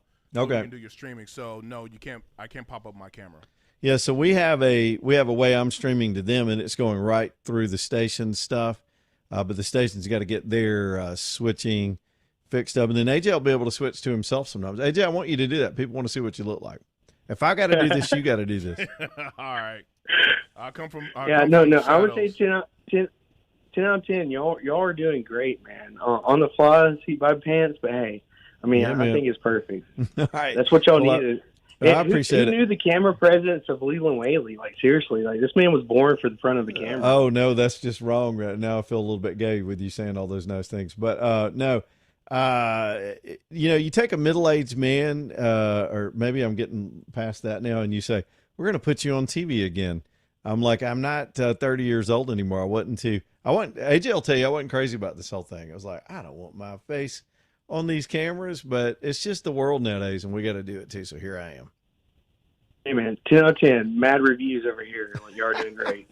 All right, buddy. I appreciate you, Dan. That's very nice of you. 545-9950. If y'all want to call and insult me, that might make me feel even better about the whole setup. We do want your feedback, and the good thing about, especially with the YouTube channel, and we're on all the channels. I'm looking. I've got a way. I'm starting to figure out where all these things are, and I can pull up the YouTube feed while we're live and be able to scroll your comments. And I'll try to do better now that we're integrating this a little bit more and more at integrating those comments into the show. Some people don't want to call talk radio. There's a statistic that I used to tell people all the time that only about 2% of the entirety of a talk show audience will ever pick up the phone and call the show. There's some regulars. There are people that just get irate and they got to get in on it, or you hit a button and there's something they want to comment on. But then you got people that just want to listen. They don't really want to participate. Well, there's a avenue for folks that don't want to call in and be on hold and all that. And that's stick your comments in that little comment section that scrolls along. I'm not going to sit here and promise I'm going to read all of them.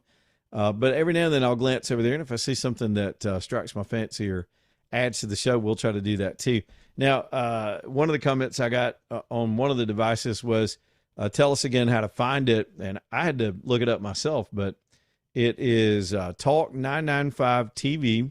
We've got a YouTube channel. It's just our little TV channel on YouTube. And you can just click on that and watch it. I'm not saying you got to subscribe, but it's nice if you want to go ahead and subscribe to the channel. And then you got a place you can go every single time and check out what we're doing. And I think it'll pay off a lot, especially when I have guests over here and we start to put people on and demonstrate things visually that you'll want to see, like when we do the road shows and all that stuff. So we're looking forward to being able to add that to the show as well. We're trying to grow it. I know we're being a little self-absorbed today and trying to talk about it a lot, but honestly, the news day is a little bit slow, so we got a little space to do it today. It wound up being a pretty good day. Man, if we were going and blowing with some big giant breaking news, I'd be so distracted right now with us trying to work our bugs out on each end. But today was a good day to do it. So it's given us a space to grow into some other areas and add to what we already do.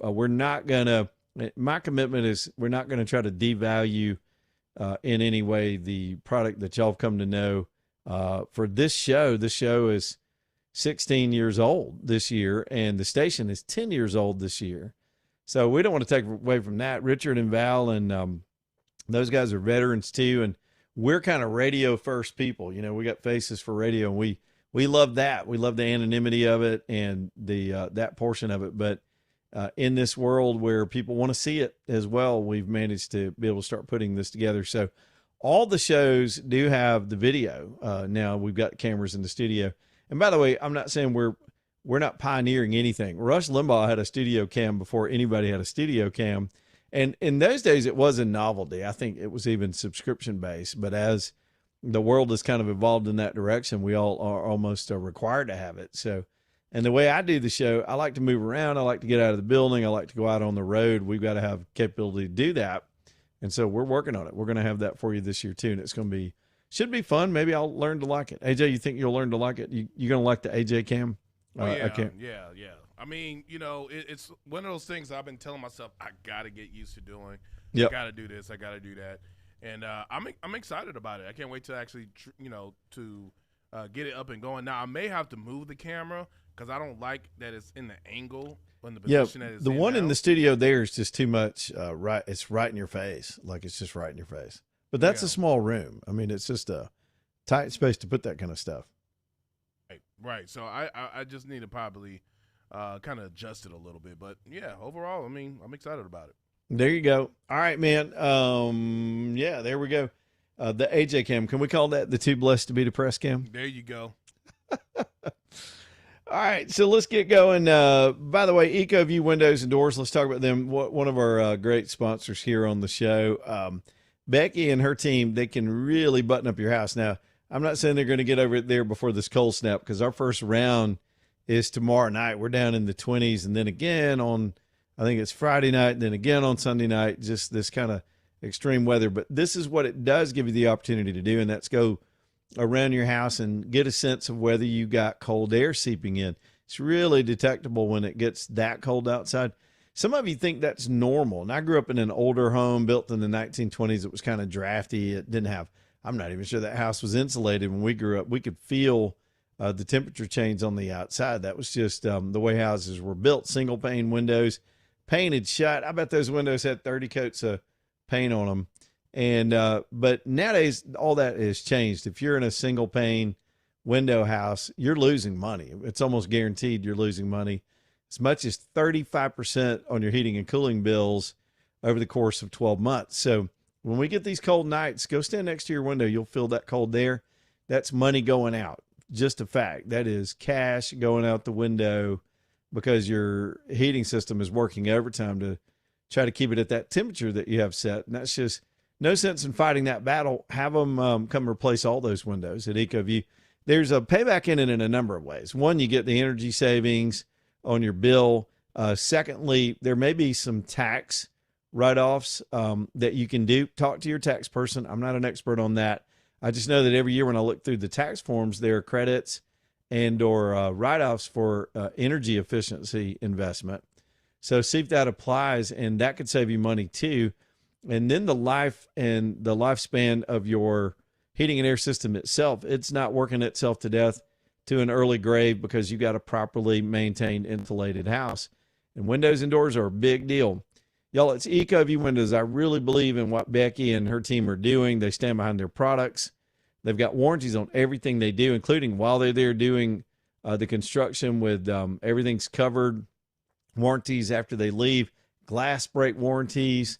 It's just peace of mind. You got prettier windows, beautiful windows, windows that function, that you can open and close. Y'all, it's ecoviewwindows.com. Y'all reach out to them, see if it's a fit too. ecoviewwindows.com.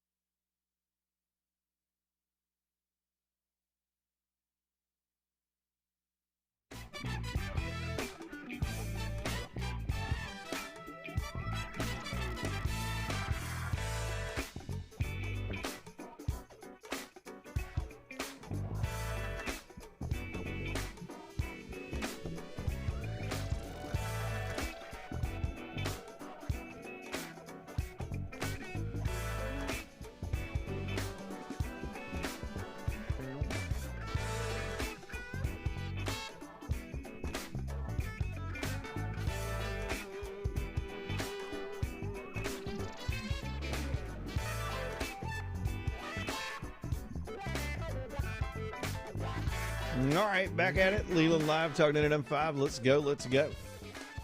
Monster Liner bringing you the show this hour. M-O-N-S-T-A. I got to spell it for you because it's not Monster Liner. It's Monster Liner, M-O-N-S-T-A-L-I-N-E-R, Monster Liner. Eric's from New York, so he says when he pronounces monster, he says monster. So, look, his family's been making paint since the 1930s.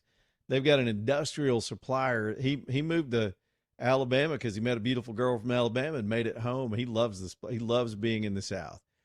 and he brought his family business with him. And they make paint for all kinds of industry, people that manufacture, fabricate things. You got to put paint on it or it'll rust and corrode. And that's what Eric does. But a few years back, they started experimenting around and came up with a consumer version of their very durable paints, and they call it Monster Liner. What it is, to me, the trick isn't just the paint, but it's paint that you and I can apply with a roller. So you don't need sprayers and compressors and talent. Those guys that know how to paint automobiles and do all that stuff are just supremely talented and very good at what they do. And that's why it costs thousands of dollars to get them to do it. But with Eric and that process, they send you the roller, the pan, the paint, the whole kit. Once you've picked your color, and by the way, in advance of that, they can send you paint chips so you can look at the color and figure out if you've got everything exactly like you want it. Y'all, Monster Liner is really a cool product for people that have maybe an old vehicle sitting out in the sun too much, getting a little rusty, and you want to paint that thing. You can do it yourself for just a few $100 as opposed to all that it costs to go have somebody professionally do it. Other things like trailers, we have boat trailers and other kind of trailers, utility trailers, covered trailers, any kind of outdoor thing or something that's exposed. It needs some paint on it, and you can choose your color. They got, I think, 60 plus colors. My favorite is Skid Mark. It's, guess what color that is, AJ? It's Monster Liner, M-O-N-S-T-A, monsterliner.com. They're in Coleman. Did I tell you that? Yeah, I told you that. So you're going to get your kit very, very quickly.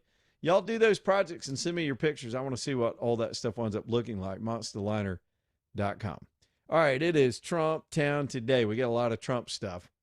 And yeah, I sent you 2 sound bites just now. Let's try to do them in the order that I sent them. In addition to talking about Iran today, and Trump was very alarmed and annoyed when he boarded Air Force One leaving Michigan, saying that he'd know in 20 minutes, is the way he put it, what was happening in the latest, and they're going to make a quick decision. And he is really talking strongly. I'll say this. He's talking equally as strongly as he did before the nuke program situation where we took out those nuke facilities, and with the whole situation with Venezuela and the other stuff. He's just not one to really bluff. If he needs to, I think the world knows he'll back it up. Now, none of us want to go into war, and I don't think that would fly against everything Trump has been about since he said he wanted to be a president of peace. He can't claim both, but you can use the military strategically so that there is peace. And I've made this case over and over again. The Iran nuke strikes are part of what led to this uprising. The people feel strong enough that the West would back them if they take their government back. And that's prosperity and peace. And not just for Iran and its citizens, but for the whole region. Iran is the biggest state sponsor of terror in the world and has been since 1979. And it's time for it to, it's time for those people to get their country back. So Trump made some statements today about that, but he also talked about the Greenland issue. We didn't even put that on the table this week.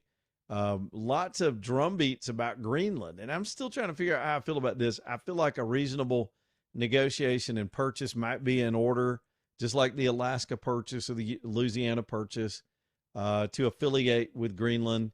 We've got territorial regions all over the world in the Virgin Islands. And of course, for a while it was the Philippines. This is not imperialism in that we're trying to conquer lands, but it's strategic. So, but there's all this talk about potentially using the military to advance that we would just acquire Greenland. And I don't think the world would like to see that. And I don't think a lot of Trump supporters want us to do it that way either. But we'll start with Greenland. This is what Trump just moments ago had to say about that. Greenland said today, we prefer to stay with Denmark. Do you see that as the final word? That? The premier of Greenland. Well, that's their problem. That's their problem. I disagree with him. I don't know who he is, don't know anything about him, but that's going to be a big problem for him. All right, so, he was vague on that, but there is some belligerence coming out of the folks in Greenland saying they're willing to take up arms. Now, look, their pride's on the line. They feel like they're sort of pawns. Denmark has mistreated them. If you had polled this country before Trump started these efforts, you'd see a lot of dissatisfaction with their affiliation with Denmark. So it's a complex issue. a very tiny country. There's only about 50,000 people there. There have been ideas that we just purchase it, offer them cash to become a part of the United States. But, you know, it's in their interest, I guess, to hold out and get the best deal from the United States, short of any kind of real confrontation. And this whole issue just seemed to come out of nowhere in this second term. But if you look at the world map, it starts to make sense. And it's not the first time it's been brought up. So there's that. Now let's go to the other soundbite. AJ is more on Iran. Now this may be the exact soundbite. There's so many of them being posted lately about his comments before he got on the plane. Let's listen to this one. I think this is an addition to what we just played a few minutes ago. Here's Trump on Iran. That it will retaliate in the instance of U.S. strikes against U.S. assets in the Middle East. What do you say to U.S. service members about why it is worth the risk to intervene in Iran? Yeah, Iran said that the last time I blew them up with the nuclear capability, which they don't have any longer. So Iran said that the last time. They better behave. They better behave. So, you know, smack talk around the world, but who knows if this leads to kinetic action or what the Trump team's going to do with all that. But the riots continue. They're going on tonight. They're all over the country. And again, the death toll's starting to pile up and the atrocities are piling up. And I'm very interested in all this technology they're using with Skylink. It's a combination of Skylink and the X platform that the word can get out. Now, I mentioned this last night. I'll throw it on the table again tonight. Maybe some of y'all want to call about it. But I'm starting to believe that Trump is, and it's not even close, he's the most consequential president in my lifetime. And I never thought we'd exceed Reagan. Now, hear the word I'm saying consequential. Even if you disagree with Trump, you got to admit his presence on the national stage has had consequences in this country. If you agree with Trump, you know that he's done a lot of positive things. He's pushing in a very positive direction, and it's not all been positive. The end of his term, the first time with the COVID fiasco and all that, and the way he was pushed around by the deep state were some lessons that he had to learn. But the point I was going to get at is I think the only person I know that I could probably say exceeds Trump right now in changing the world is probably Elon Musk. His purchase of X and the freedom of speech, not just for us in that last election, but the whole world, has been breathtaking. And these other platforms are having to play catch up with their censorship, even though they're still doing it. And now the Starlink system, which is a component of that, allows people that are trapped in war-torn situations and upheaval like the folks in Iran to have a lifeline to the outside world. And it works two ways. There's info coming in, like Trump's statements today, that we will have their back, that help is on the way. That has to be encouraging. If your family's been slaughtered, but you're still trying to protest, that's meaningful. Then, of course, getting the information out to the rest of the world about what the regime is doing. That would not be the case without this technology. This technology is portable, and it's pretty amazing. So this will play out in a number of ways, and who knows what, but it seems to be coming to a boil. And we'll keep watching it this afternoon for the hour that we have left. Michelson Laser Vision bringing you the show tonight again. I'm telling you, LASIK was a miracle in my life several years ago and still remains that. I'm looking around this studio and I'm 2015. It's amazing to be able to see that way. Go and find out if you're a candidate and take advantage of this new surgery they have that is such cutting edge stuff and life-changing as well for people that were turned away in the past or have scar tissue from some botched procedure somewhere else. Go to the Michelsons and let them take a look at you. They'll talk to you in a very rational way without a sales pitch about the pluses and the minuses, the benefits and risks of surgery. And then if you choose to go through with it, I hope you're as happy as me because I am. 2015 is pretty nice at my age. It's michelsonlaservision.com. Back live in the Leland Live studios when we come back.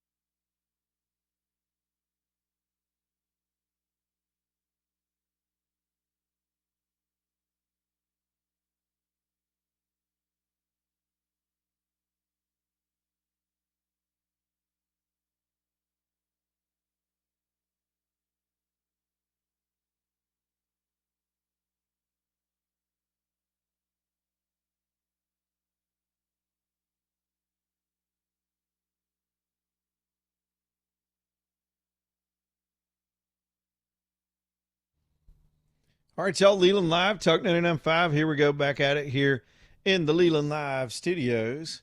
Kind of debuting the home studio setup today. We've had a lot of fun with it. Still working out some bugs. I'm looking at some of the comments online from people that are watching it, particularly on YouTube. AJ, they're not used to no music in the breaks. Because right now we're just going to this wide shot, this general wide shot when we go to the breaks, but we can't run our music that we normally play with the copyrights that we have for the broadcast where we're on the normal FM radio. But that y'all will get used to that, and we'll get used to filling in some ways and putting up graphics to let you know we'll be right back and all that stuff. So this is just an additional component. I know I've gone on over and over it, but some folks are new to the stream this afternoon, taking a look at this thing for the first time and just getting in the car for the first time. So y'all check it out online. You can watch all of our shows here on Talk 99.5 on the social media platforms, particularly YouTube. AJ, I hadn't figured out how the other stuff works on the other platforms, but I see the YouTube channel, and it's just Talk 995 TV. Talk TV is what we call it. And you can see us and comment, and we'll try to respond and keep up with that stuff too. But today we are unveiling the home studio here that I've set up here to broadcast from the Leland Live facility. We're going to have to come up with a name for this thing before you know it. AJ, you still too blessed to be depressed? I am too blessed to be depressed. I am. Can we call the AJ cam the Too Blessed to Be Depressed cam, or put a sponsor on that? Yes. Yes, we can. Everybody's looking for you right now, but it's a long story. I can't explain it. And I don't want to start touching buttons and stuff, because that's when things start happening, and then you're like, hey, what happened to my screen? And then, there's panic, and I don't need that. I've got some audio stuff on this end I want to work out, but I'm afraid to turn anything off right now. We're going to get through another hour of the show. So here we go with that. All right, y'all. Birmingham Broker bringing you the show tonight. BHAMBroker.com, BHAMBroker.com. Craig and Keith are just the greatest guys, and what a unique business concept. If you've listened to the show for any length of time, you know their backstory. I'll give it to you quickly. Craig's family were largely in the real estate business. He's always been a car guy. I mean, high-end cars. And he used to broker cars. You got a lot of wealthy folks around town that'll collect either antiques or supercars. And these guys don't put a sign on it and park it in the yard or put it online themselves. They have to have somebody handle it when they're ready to move out of that investment and put their money into something else or a different vehicle. So Craig sort of became a broker in that world. He would help maintain those cars and sell them and buy them and work on those collections. Well, one day it occurred to him, he said, why can't I just do this with for regular folks that drive Fords and Toyotas and Kias and whatnot. And so he sort of came about Birmingham Broker, where they've got it's kind of a dealership, but they're a brokerage, and their job is to sell your car, not to sell you one or to buy it from you, but to get it sold. And that is do all the stuff you hate doing, but still get you a retail check. Retail's everything when it comes to the price of a car. It used to be the rule of thumb was it was a couple of $1,000s between wholesale and retail, and those days are over. Especially after all the inflation, it could be $6,000 or $8,000 as to what your car's worth versus what a dealer will give you for it. So don't fall for that. Let Birmingham Brokers sell it. If you're in the business to get a new one this year, let them sell the one you have now. Get top dollar. It's just good math. They do all the work. It all makes sense to me. I'm telling you, once you use their services, you'll keep going back for your car trades because it makes a lot of sense. And they do have a consignment fee. It's sort of a flat rate deal. And they'll explain how all that works from top to bottom. It's Birmingham Broker. Get to see them downtown, round the corner from Iron City, a couple of blocks over from Iron City.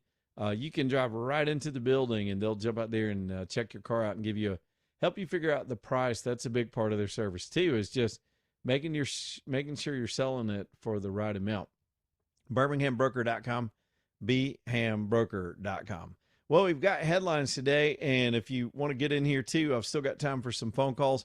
Had some great calls yesterday. Bring what you got. 545-9950 is the phone number if you want to get in. Same old phone number. All of the audio portion of the show is always going to be the same. Today we're a little bit out of sync with the video and the audio. It's just slightly off, and we're going to tweak that as we go along. But so whether you want to watch it or keep with your routine, heading home, fighting traffic, running around, slapping your kids in the back seat and picking up groceries, whatever your routine is, we're still here for you on the Talk 995 frequency. That'll always be our bread and butter, but now we're adding these video cameras, so here we go with that. 545 again, 9950 if y'all want to get in on here. I'd love some of your smart-ass comments. Let's go back through the headlines. Let me start with the weather, because yesterday we had this possibility of snow in the forecast, and it wasn't really a forecast yet. It was just computer models going, Sunday night into Monday could wind up with some accumulation. Well, most of that with the new model runs today has pushed all that off over into Georgia and up into Tennessee, and it looks far enough away from us. The model runs today have been consistent. Looks like they've taken that out of the forecast. The reason for the concern is the cold weather. Now, that's still coming in. We're going to be in the 20s tomorrow night into Thursday morning, and then, of course, I think Thursday night as well, Friday night. Another blast comes in Sunday night. Another round comes in. This is sort of waves of winter-like weather rolling through here. So here we go with all that stuff. Wintertime is still here. It is not gone away. Minnesota still in the headlines today with all this. Two reasons, all the investigations, new scandals being found left and right. I'm going to run through some of the numbers on the medical transport scandal that is now part of the storytelling in Minnesota. If you listen to Trump, he's hinting as if there will be some real accountability, maybe even arrest of public officials in that state. And by the way, I just saw a graphic. You know, we misjudge that state sometimes, and I know I do. We'll stereotype the whole state because what we see are things coming out of Minneapolis. Trump won almost all of the counties in Minnesota in the last election. Did you know that? Except for the metro counties and the cities where Minneapolis, St. Paul is. I think the number was 78 out of 87 counties. I could have those numbers a little bit off, but that's similar to the proportions. I'm actually scrolling right now to try to find that graphic. The point being, it's kind of more like Georgia, where you've got a heavily populated central city that dominates the numbers for the rest of the state. And there's two parts to that. It's not just that they've got a lot of people in the cities.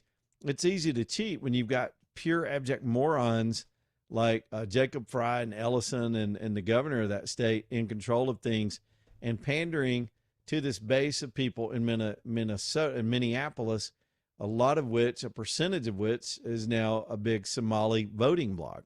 Without those people, some of these folks don't have a chance to get elected, or the cheating and the kickbacks and the corruption in the state of Minnesota, just like Georgia and what we saw in Fulton County and Atlanta. They swung the state of Georgia in 2020, and I believe again in 22 with the corruption that was coming just out of that one county. It's populous enough and it was corrupt enough.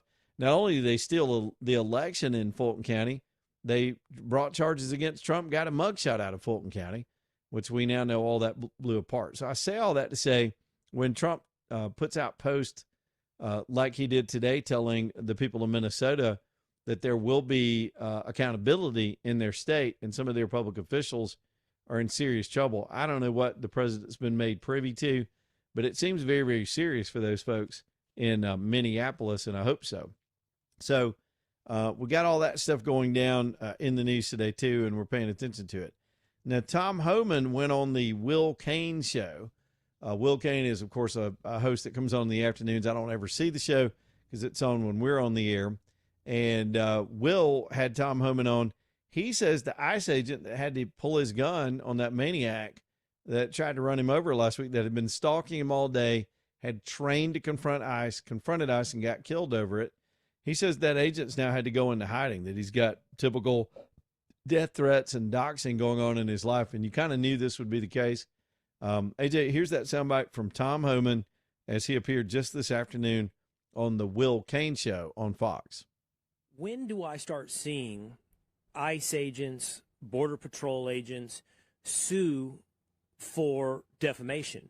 Mostly I have been curious about, and really honestly, in some ways imploring the Border Patrol agents who were accused of whipping Haitian migrants by former President Joe Biden and former Vice President Kamala Harris, among many others, to sue them for defamation. It fits the classical legal definition of defamation. And now, to your point, you have all of these, not just politicians, but now celebrities and sports figures like head coaches in the NBA, Doc Rivers and Steve Kerr, calling this agent in Minnesota a murderer. And I do wonder what is holding back these agents for demanding accountability in the form of a lawsuit for defamation. I think things are so bad now. Well, you're going to see that start happening. I've talked to a few people, and I think you're going to see it happening. And for this agent that was involved in the shooting, I think he's going to, wait for this investigation to pan itself out and wait for them to come out with actual facts, what happened. Then I think you may see him take action, because I know for a fact, now he has to be in hiding. I seen a post this morning on the way to the studio here with his picture, wanted for murder.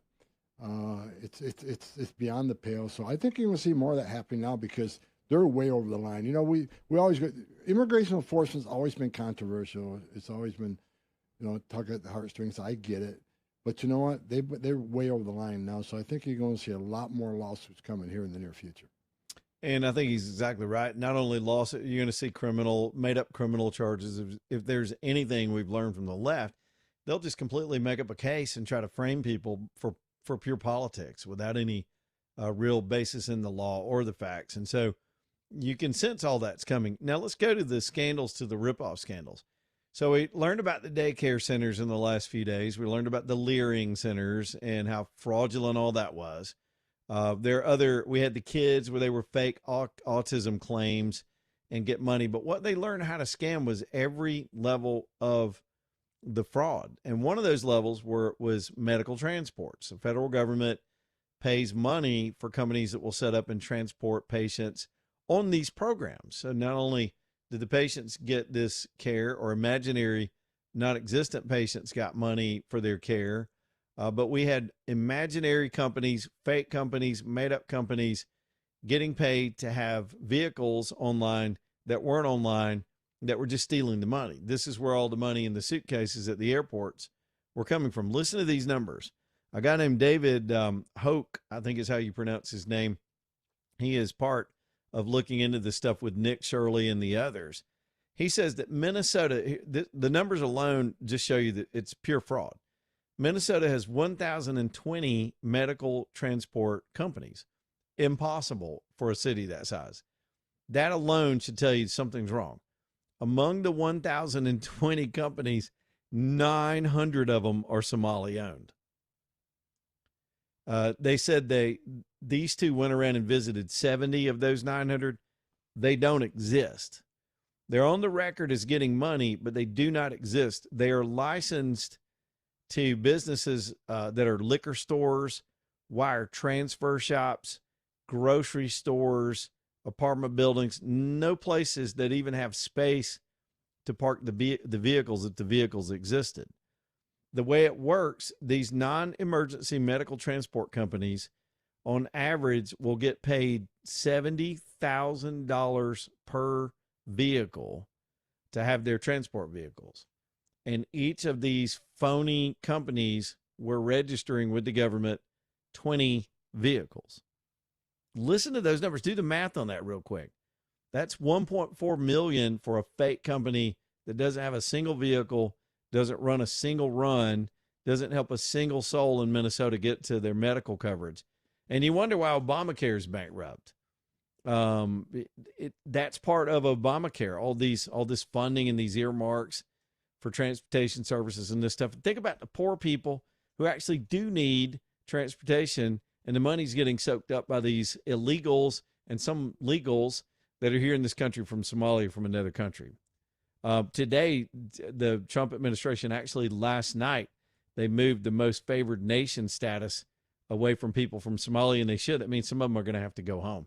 Some of them have until March the 17th to leave if they were here under this temporary TPS status. They got till March 17th to get on the next flight out of here. We know y'all got the money, and get out. You don't belong here. This isn't your country. This is America. You're Somalian. You should be in Somalia, especially after this. In fact, some of the other stats on that, over the last 5 years, 102 child care centers and the child care assistant programs got funding from the federal government. 84 of those out of the 102 were Somalian. How many? I wonder what the proportion of population to everybody else that lives in Somalia. It's so disproportional. Ray Charles could have seen this. I mean, 90% of the people from Somalia are on some kind of government assistance. And 90% of the fraud cases that have been convicted are Somalians. So you had the mayor and others say you don't blame a whole people when you have a couple of individuals that trying to dismiss it. No, you do. You blame a whole community when the whole community is part of the problem. Yes, you do, especially when you have control of removing that community over immigration standards, period. And that's what ICE is going to continue to do, and none of these morons in the streets has been able to stop them. All right, let's hit the phones. We got plenty of calls coming in. I appreciate all the calls tonight. We'll start with, let's go with Kyle real quick. Kyle's always pretty quick. Kyle on line 4. What's up, Kyle? Hey, what's up, William? I wanted to get your opinion on something, you and AJ. It kind of ties in with this Good or whatever her name was, the one that got shot up at the ICE, trying to block the ICE agents. But also it's kind of like you see it with these people that are on the airplanes that cause a commotion. Are you noticing it's kind of like you really are seeing them act like kids? And what I mean by that is they push it, they keep going, and then finally when it's, okay, here comes law enforcement, and they're like, all right, put your hands behind your back. No, you're not going to let me leave the plane. It's like, no, we're past that. Now we're going this way. You don't have any more options. This is what you do. It's the same thing with this woman. She was willing to sit there. She was willing to do all this stuff. And then the ICE agents were trying their best. They're like, look, just move, go. Finally, when he said, get out of the car, she was like, well, I'm leaving. And it's like, no, at that point, that is no longer an option. You had every opportunity to do that, and you decided to instead gun it and try to run over an agent, and you got shot for it. Yeah, Am I wrong, or do you kind of get that vibe? No, they're straight up arresting people. They're training to pick a fight. They're training to get arrested. They even train on how to get arrested, to resist. And when you do get arrested, you do the body flop where you go dead, and it takes 4 or 5 of them to pick your fat ass up. They train on that. And so they resist all the way up to the moment when they're arrested, because they're told, in addition to the training on how to put up that resistance in that moment for the cameras, by the way, so that, arrests are ugly to look at. They think somehow they're sympathetic. They've got legal teams on standby with funding from the same sources that train them on how to throw rocks and fireworks and assault agents.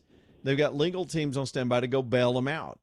Now, with the feds, they're increasing the bail. They're increasing the possible fines. If you assault an agent, I think the minimum now is 5 years in federal prison, a mandatory minimum on some of these charges.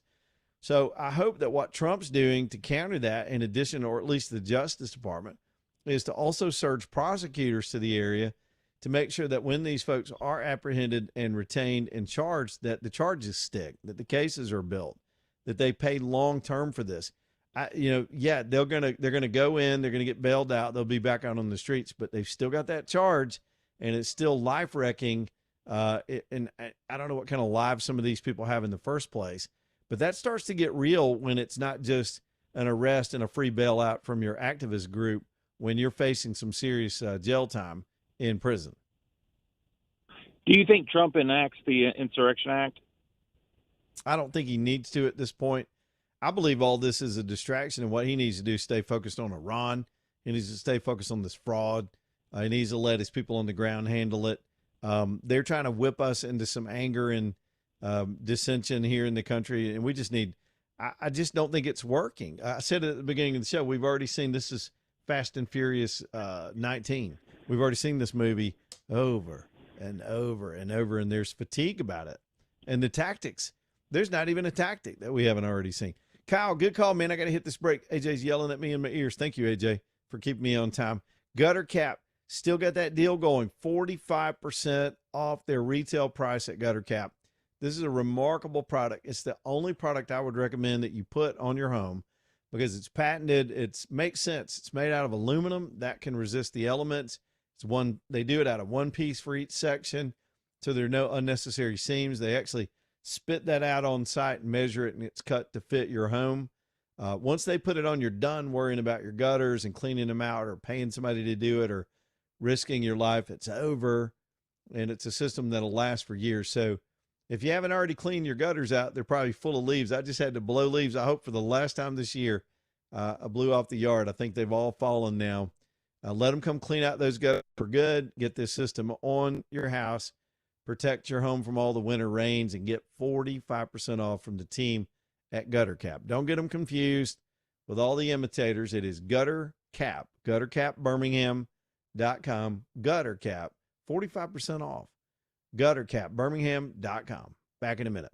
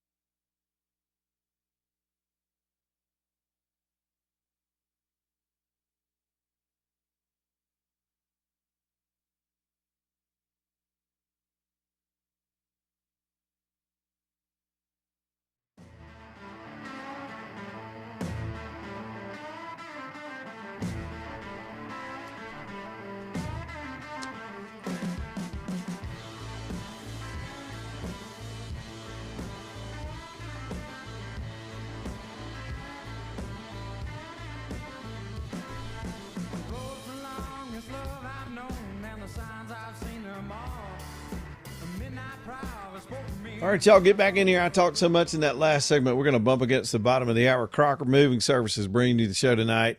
Man, if you got anything to move, and sometimes people have a full house move, it's your whole family going a long way, big life change, the Crocker's there for you. They've got all the trucks and the personnel you would need to get that kind of stuff done. But for most of us, we're going to get all the little stuff. We're going to get the lamps and the socks and the skid mark underwear and all those things we can carry ourselves. But you need help with the big stuff. They can scale their services down to as little as 2 hours and get that move done for you. They're going to do it with care and efficiency.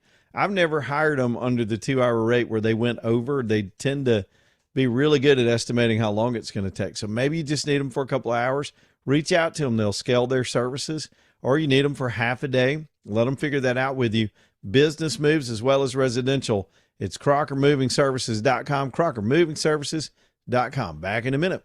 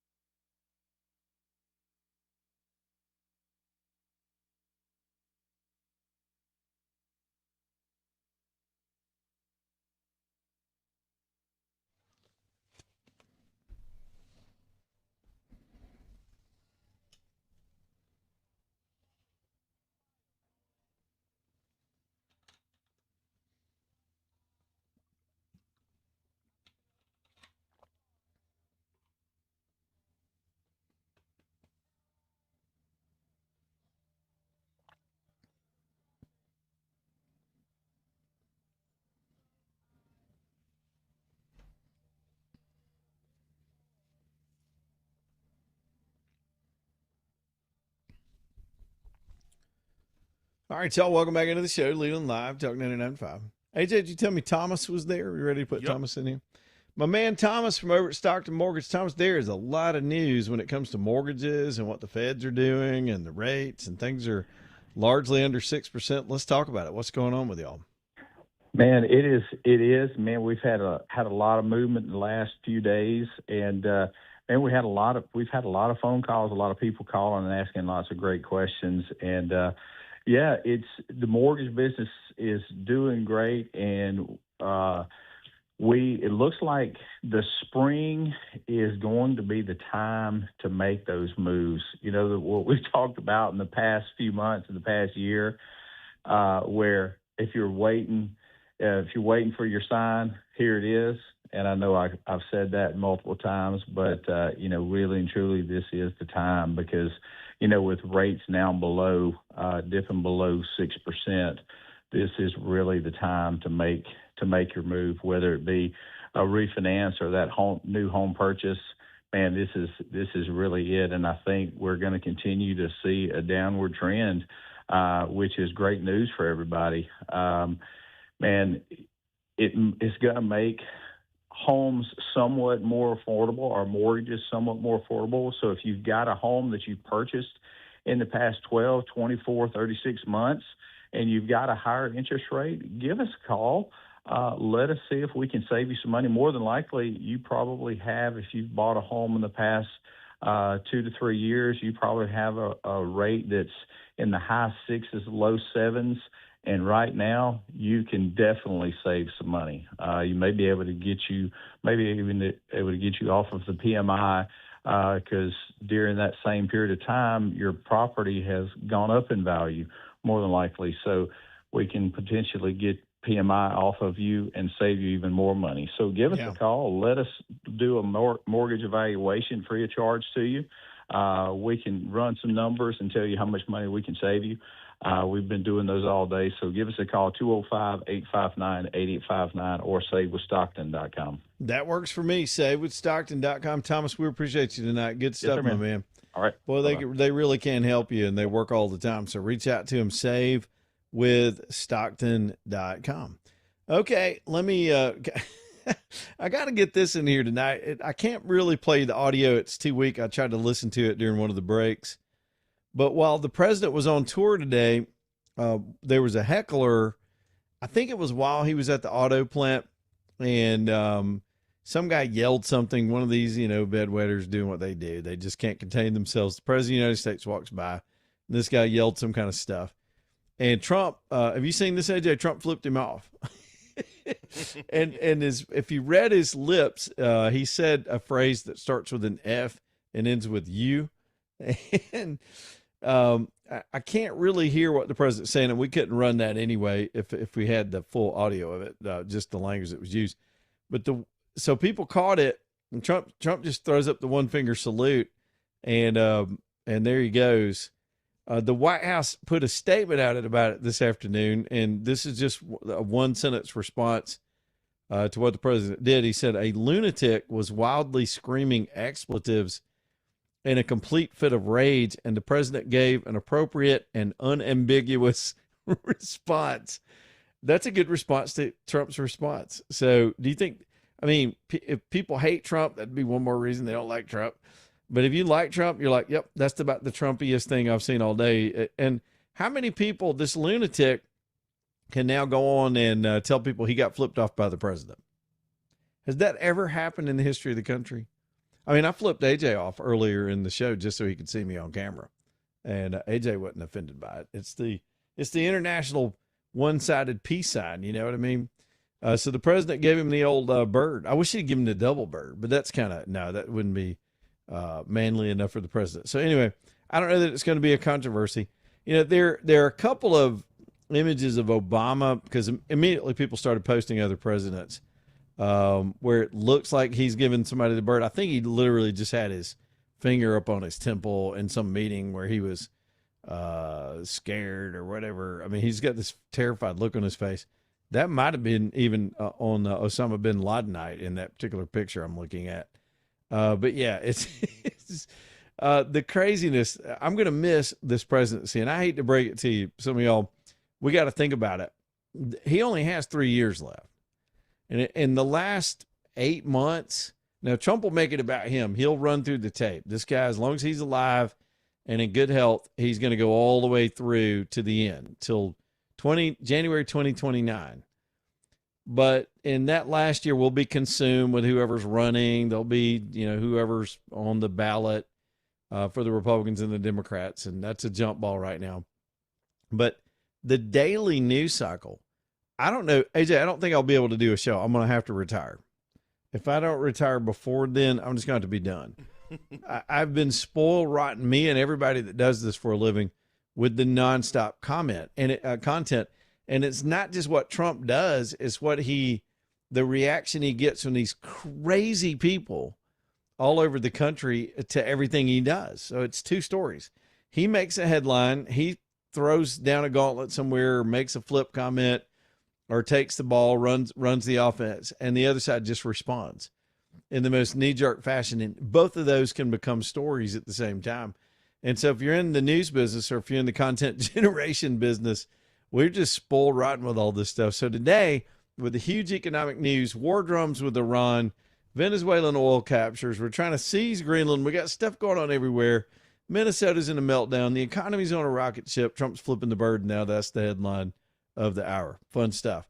And by the way, I agree with the president's sentiments to that protester. I'll tell you what, 545-9950, we might be able to get a couple more calls. Is Rick still there? We'll go to the phones and squeeze Rick in. Again, 545-9950 if you want to get on the show. Rick, what's up, buddy? If Trump planted a tree and it healed all the nations, and there was an axe sitting there, the Democrats would pick it up and cut the tree down. Maybe. Yep. Is that all you got, Rick? No, I've got a lot more. Keep going. All right. This deal in Iran, if we don't nip it in the bud, it's going to be over here, ain't it? Well, it's already been over here. What's going on in Iran? You see an Iraq war vet limping or walking around with a piece of his body missing or a piece of his mind missing? That was Iran. Iran trained all those people. Iran taught them how to make IEDs. That was technology and training from the Iranians. Everything about the Gaza situation. This country has been in our business. They had hit squads going after Trump. They were trying to kill Trump during the last election, and people haven't forgotten about that. They got it coming. Yep. Yeah, it's like the next Gaza. It's going to be over here if it ain't already over here. You never know. All right, Rick, appreciate you, buddy.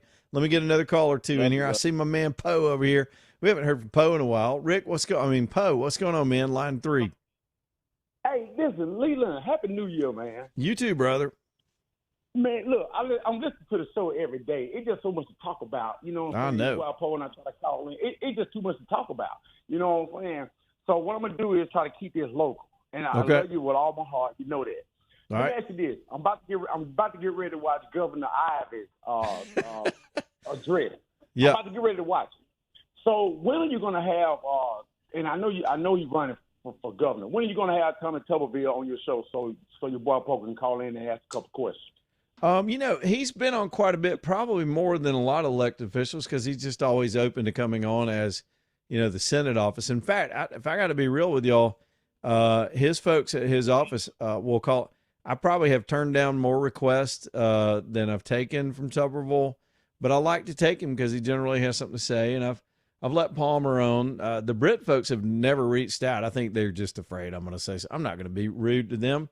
But yeah, we'll get him on as a candidate. When it comes to election season, though, I have to be real careful because it's an avalanche of candidates that'll just wreck your show. You want to be fair. Right. There's no real equal time law, but you want to give them equal time. But right now, Tuberville really doesn't have any serious opposition, so it'd probably not be a problem. But I'll have him on for sure. Okay. Yeah, but and that's what I want to know because I'm keep listening to the show. So when you do, I need to know this because I got a couple things I want to ask you, man. Well, let me ask you then. What would be your first question if you were sitting in this chair and you had Tuberville across from you? What would you ask him? My very first question on Tuberville? Yeah. My very first question would be about educators. where will he keep the stance on about teachers and everything? But the simple fact is that my daughter, she's an educator. And would he continue to take care of educators and get them the proper raises and benefits that they need as teachers and everything, because they do so much for our kids? I got you. Education has been the number one thing in this state. Goes back to the 60s. Every president every governor that runs says they're going to be the education governor. Yeah. Yep. And on top of that, I have something else I need to ask him too. But I'm not gonna throw that out there. But that will be like, and I hope people hearing this. So if y'all like that listeners, don't call and when you talk to Tuberville and ask them the question that I'm gonna ask. I shouldn't even told you, Leland, what I was gonna ask. Well, that's okay. Save one of your questions, and that way we won't give it away. And then when we have him on, we'll let you through first. You call in first, you'll get the first question of Tommy Tuberville. How about that? Yeah, I appreciate that. All right. Yeah, man. man. Hey, I love you. Hope y'all had a good holiday season. Happy New Year to y'all. It's your boy Poe. I love y'all. I'm out. All right, brother. There's Poe today. First time of the year, 2026. And here we go. Man, it has already been, I'm telling you, it has not disappointed me at all in terms of headlines and stuff to deal with. Lonnie's Furniture Company, longtime sponsor of the show, wonderful sponsor of the show. John has become a personal friend. I've gotten to know Reggie. The two of those guys got together. They're both longtime furniture guys. And they said, let's build the superstore. It's about a little over 2 years ago. They said, let's take that Lonnie's brand and move it out of that sort of chopped up downtown traditional location they had in Warrior, move it a couple of miles down the road to their spot in Kimberly. They already owned this building, but it was the warehouse. And they said, let's flip the warehouse and take all that stuff out of there, renovate the building, make it beautiful, and have a real open store. And that's what they did. And I call it a superstore. They're more nice and humble about things like that. They want to keep their traditions of taking care of people, buying the best stuff at bulk for good prices, beautiful styles, all that. Bring it back here to Alabama and put it on display. But I'm telling you, this is a superstore. They've got stuff for outside the home, inside the home, every room in the home, accessories, main stuff, high-end stuff like this stressless line of ergonomic furniture, stuff that's right along the quality line, but most folks can afford with Bassett. You can even build. They got a Build-A-Bear shop in the corner of the store where you can build your own Bassett furniture, just like you want it. Lonnie's Furniture Company, exit 280, Lonnie'sFurnitureCompany.com, Lonnie'sFurnitureCompany.com. We'll be back here in just a minute.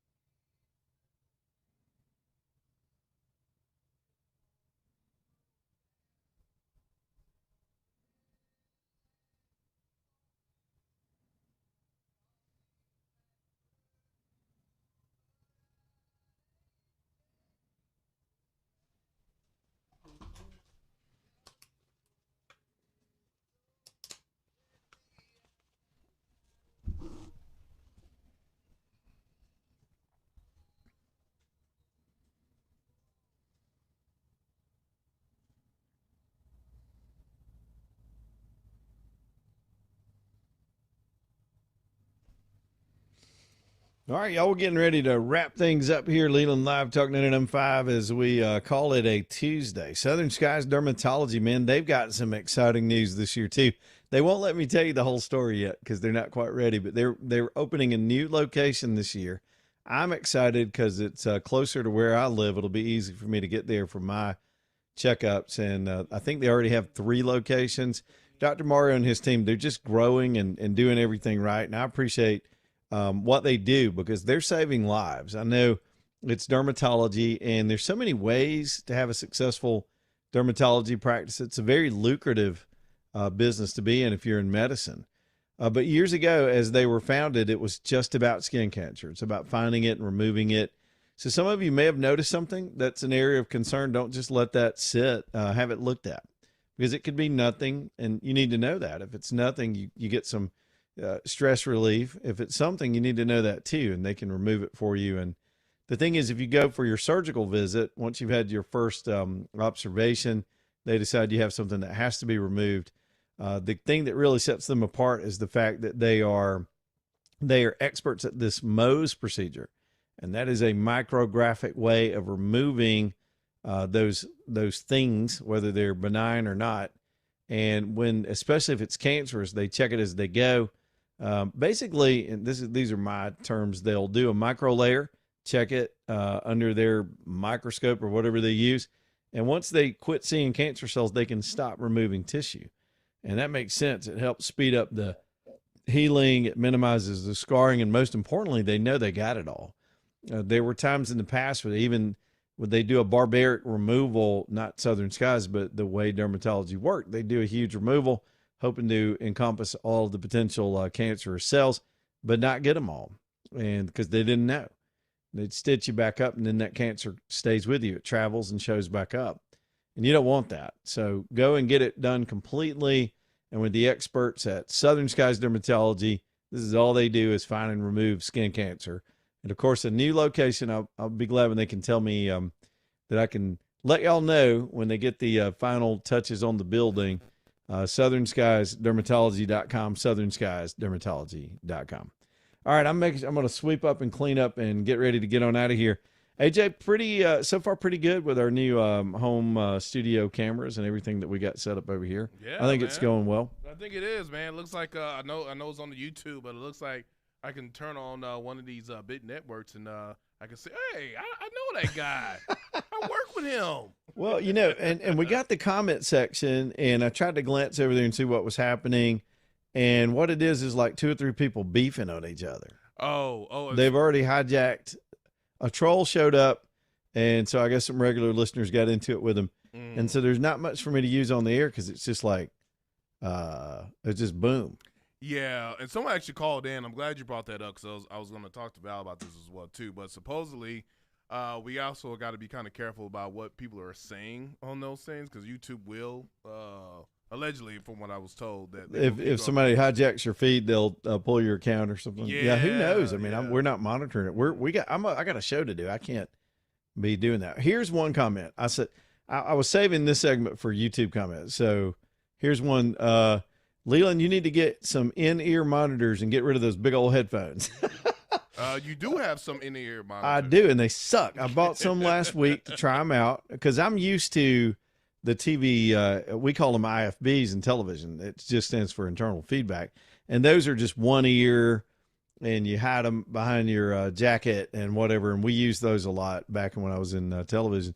I actually still have my old one. That thing's 30 years old. But it doesn't really work for our application. And I bought some. They were not cheap, but they weren't the highest end ones. And, man, I didn't like them. I put them in. I tried them in the studio last week, but I made fool with them a little bit. It is less cumbersome, but with a 4-hour show, I'm taking these headphones off and putting them on, taking them off, putting them on, getting up and moving around. And with in-ears, you're kind of stuck to where you are, and you got to plug and unplug, and that's not cool. So maybe I'll figure out how to do that. It might be more comfortable, but he says he plays bass at church and he uses them. I mean, there's a high-end version of them. They're like $2,000. You know what would happen if I bought $2,000 and said I'd sit on them or step on them or lose them? Yeah. That's what would happen. Yeah. But you know what? One thing I do have to say this. I'm proud of you because you drunk some coffee and you have not spilt it on yourself. I have not spilt it. Or spilled it on the the channel yet. So good Well, job. Good job. Knowing me like you know me, here's a little secret, okay? I'm going to show you because I can't get a camera on this location. Before the show started today, knowing we were going live with the camera, I installed a little low table over here to my right. You see my hand? Yep. So down here goes my coffee and just personal items, my hat, my cell phones, an extra coffee mug.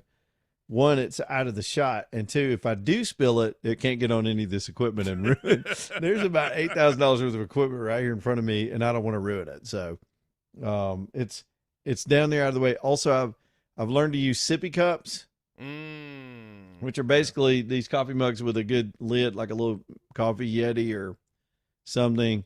I can't use open cups on the air anymore because AJ's seen me spill. How many coffees do you think I've spilt over 16 years? Oh, man. That's At a least lot. 2 a year, 2 or 3 a year. Yes. Epic. Middle of the show. That guy who was walking with that donkey and they just walk into people's houses and hand them coffee, he is crying. Juan right now. Valdez. Yeah, Juan Valdez is crying right now. As Rich much coffee. Corinthian. Yeah. Hey, one more time for Alabama Bass. They don't just do the bathtub replacement with a shower system. They'll do bathtub for bathtub. So you got a janky tub, you know it's nasty. It's been building up mold and rot maybe underneath. Let them come rip that out and put you a tub in. If you want to keep getting tub bass, they'll do that for you too. If you want an easy entry system, they specialize in that too. They'll tear that old thing out, put you an easy entry, slip-proof shelving handles, fixtures that are ergonomically designed and ready to make your life simpler, easier, and safer. From the great folks over at Alabama Bass, good local people, 2 generations, 40-plus years in the business, and this is who you want in your house. They cost less, they're more responsive, and they're not going to pressure you. Get it done right, make that bathroom beautiful with alabamabass.com. Stay tuned for Breaking Bread. AJ's next. Leland Live, Talk 99.5. We will see y'all, and y'all will see me again tomorrow. Goodbye, AJ.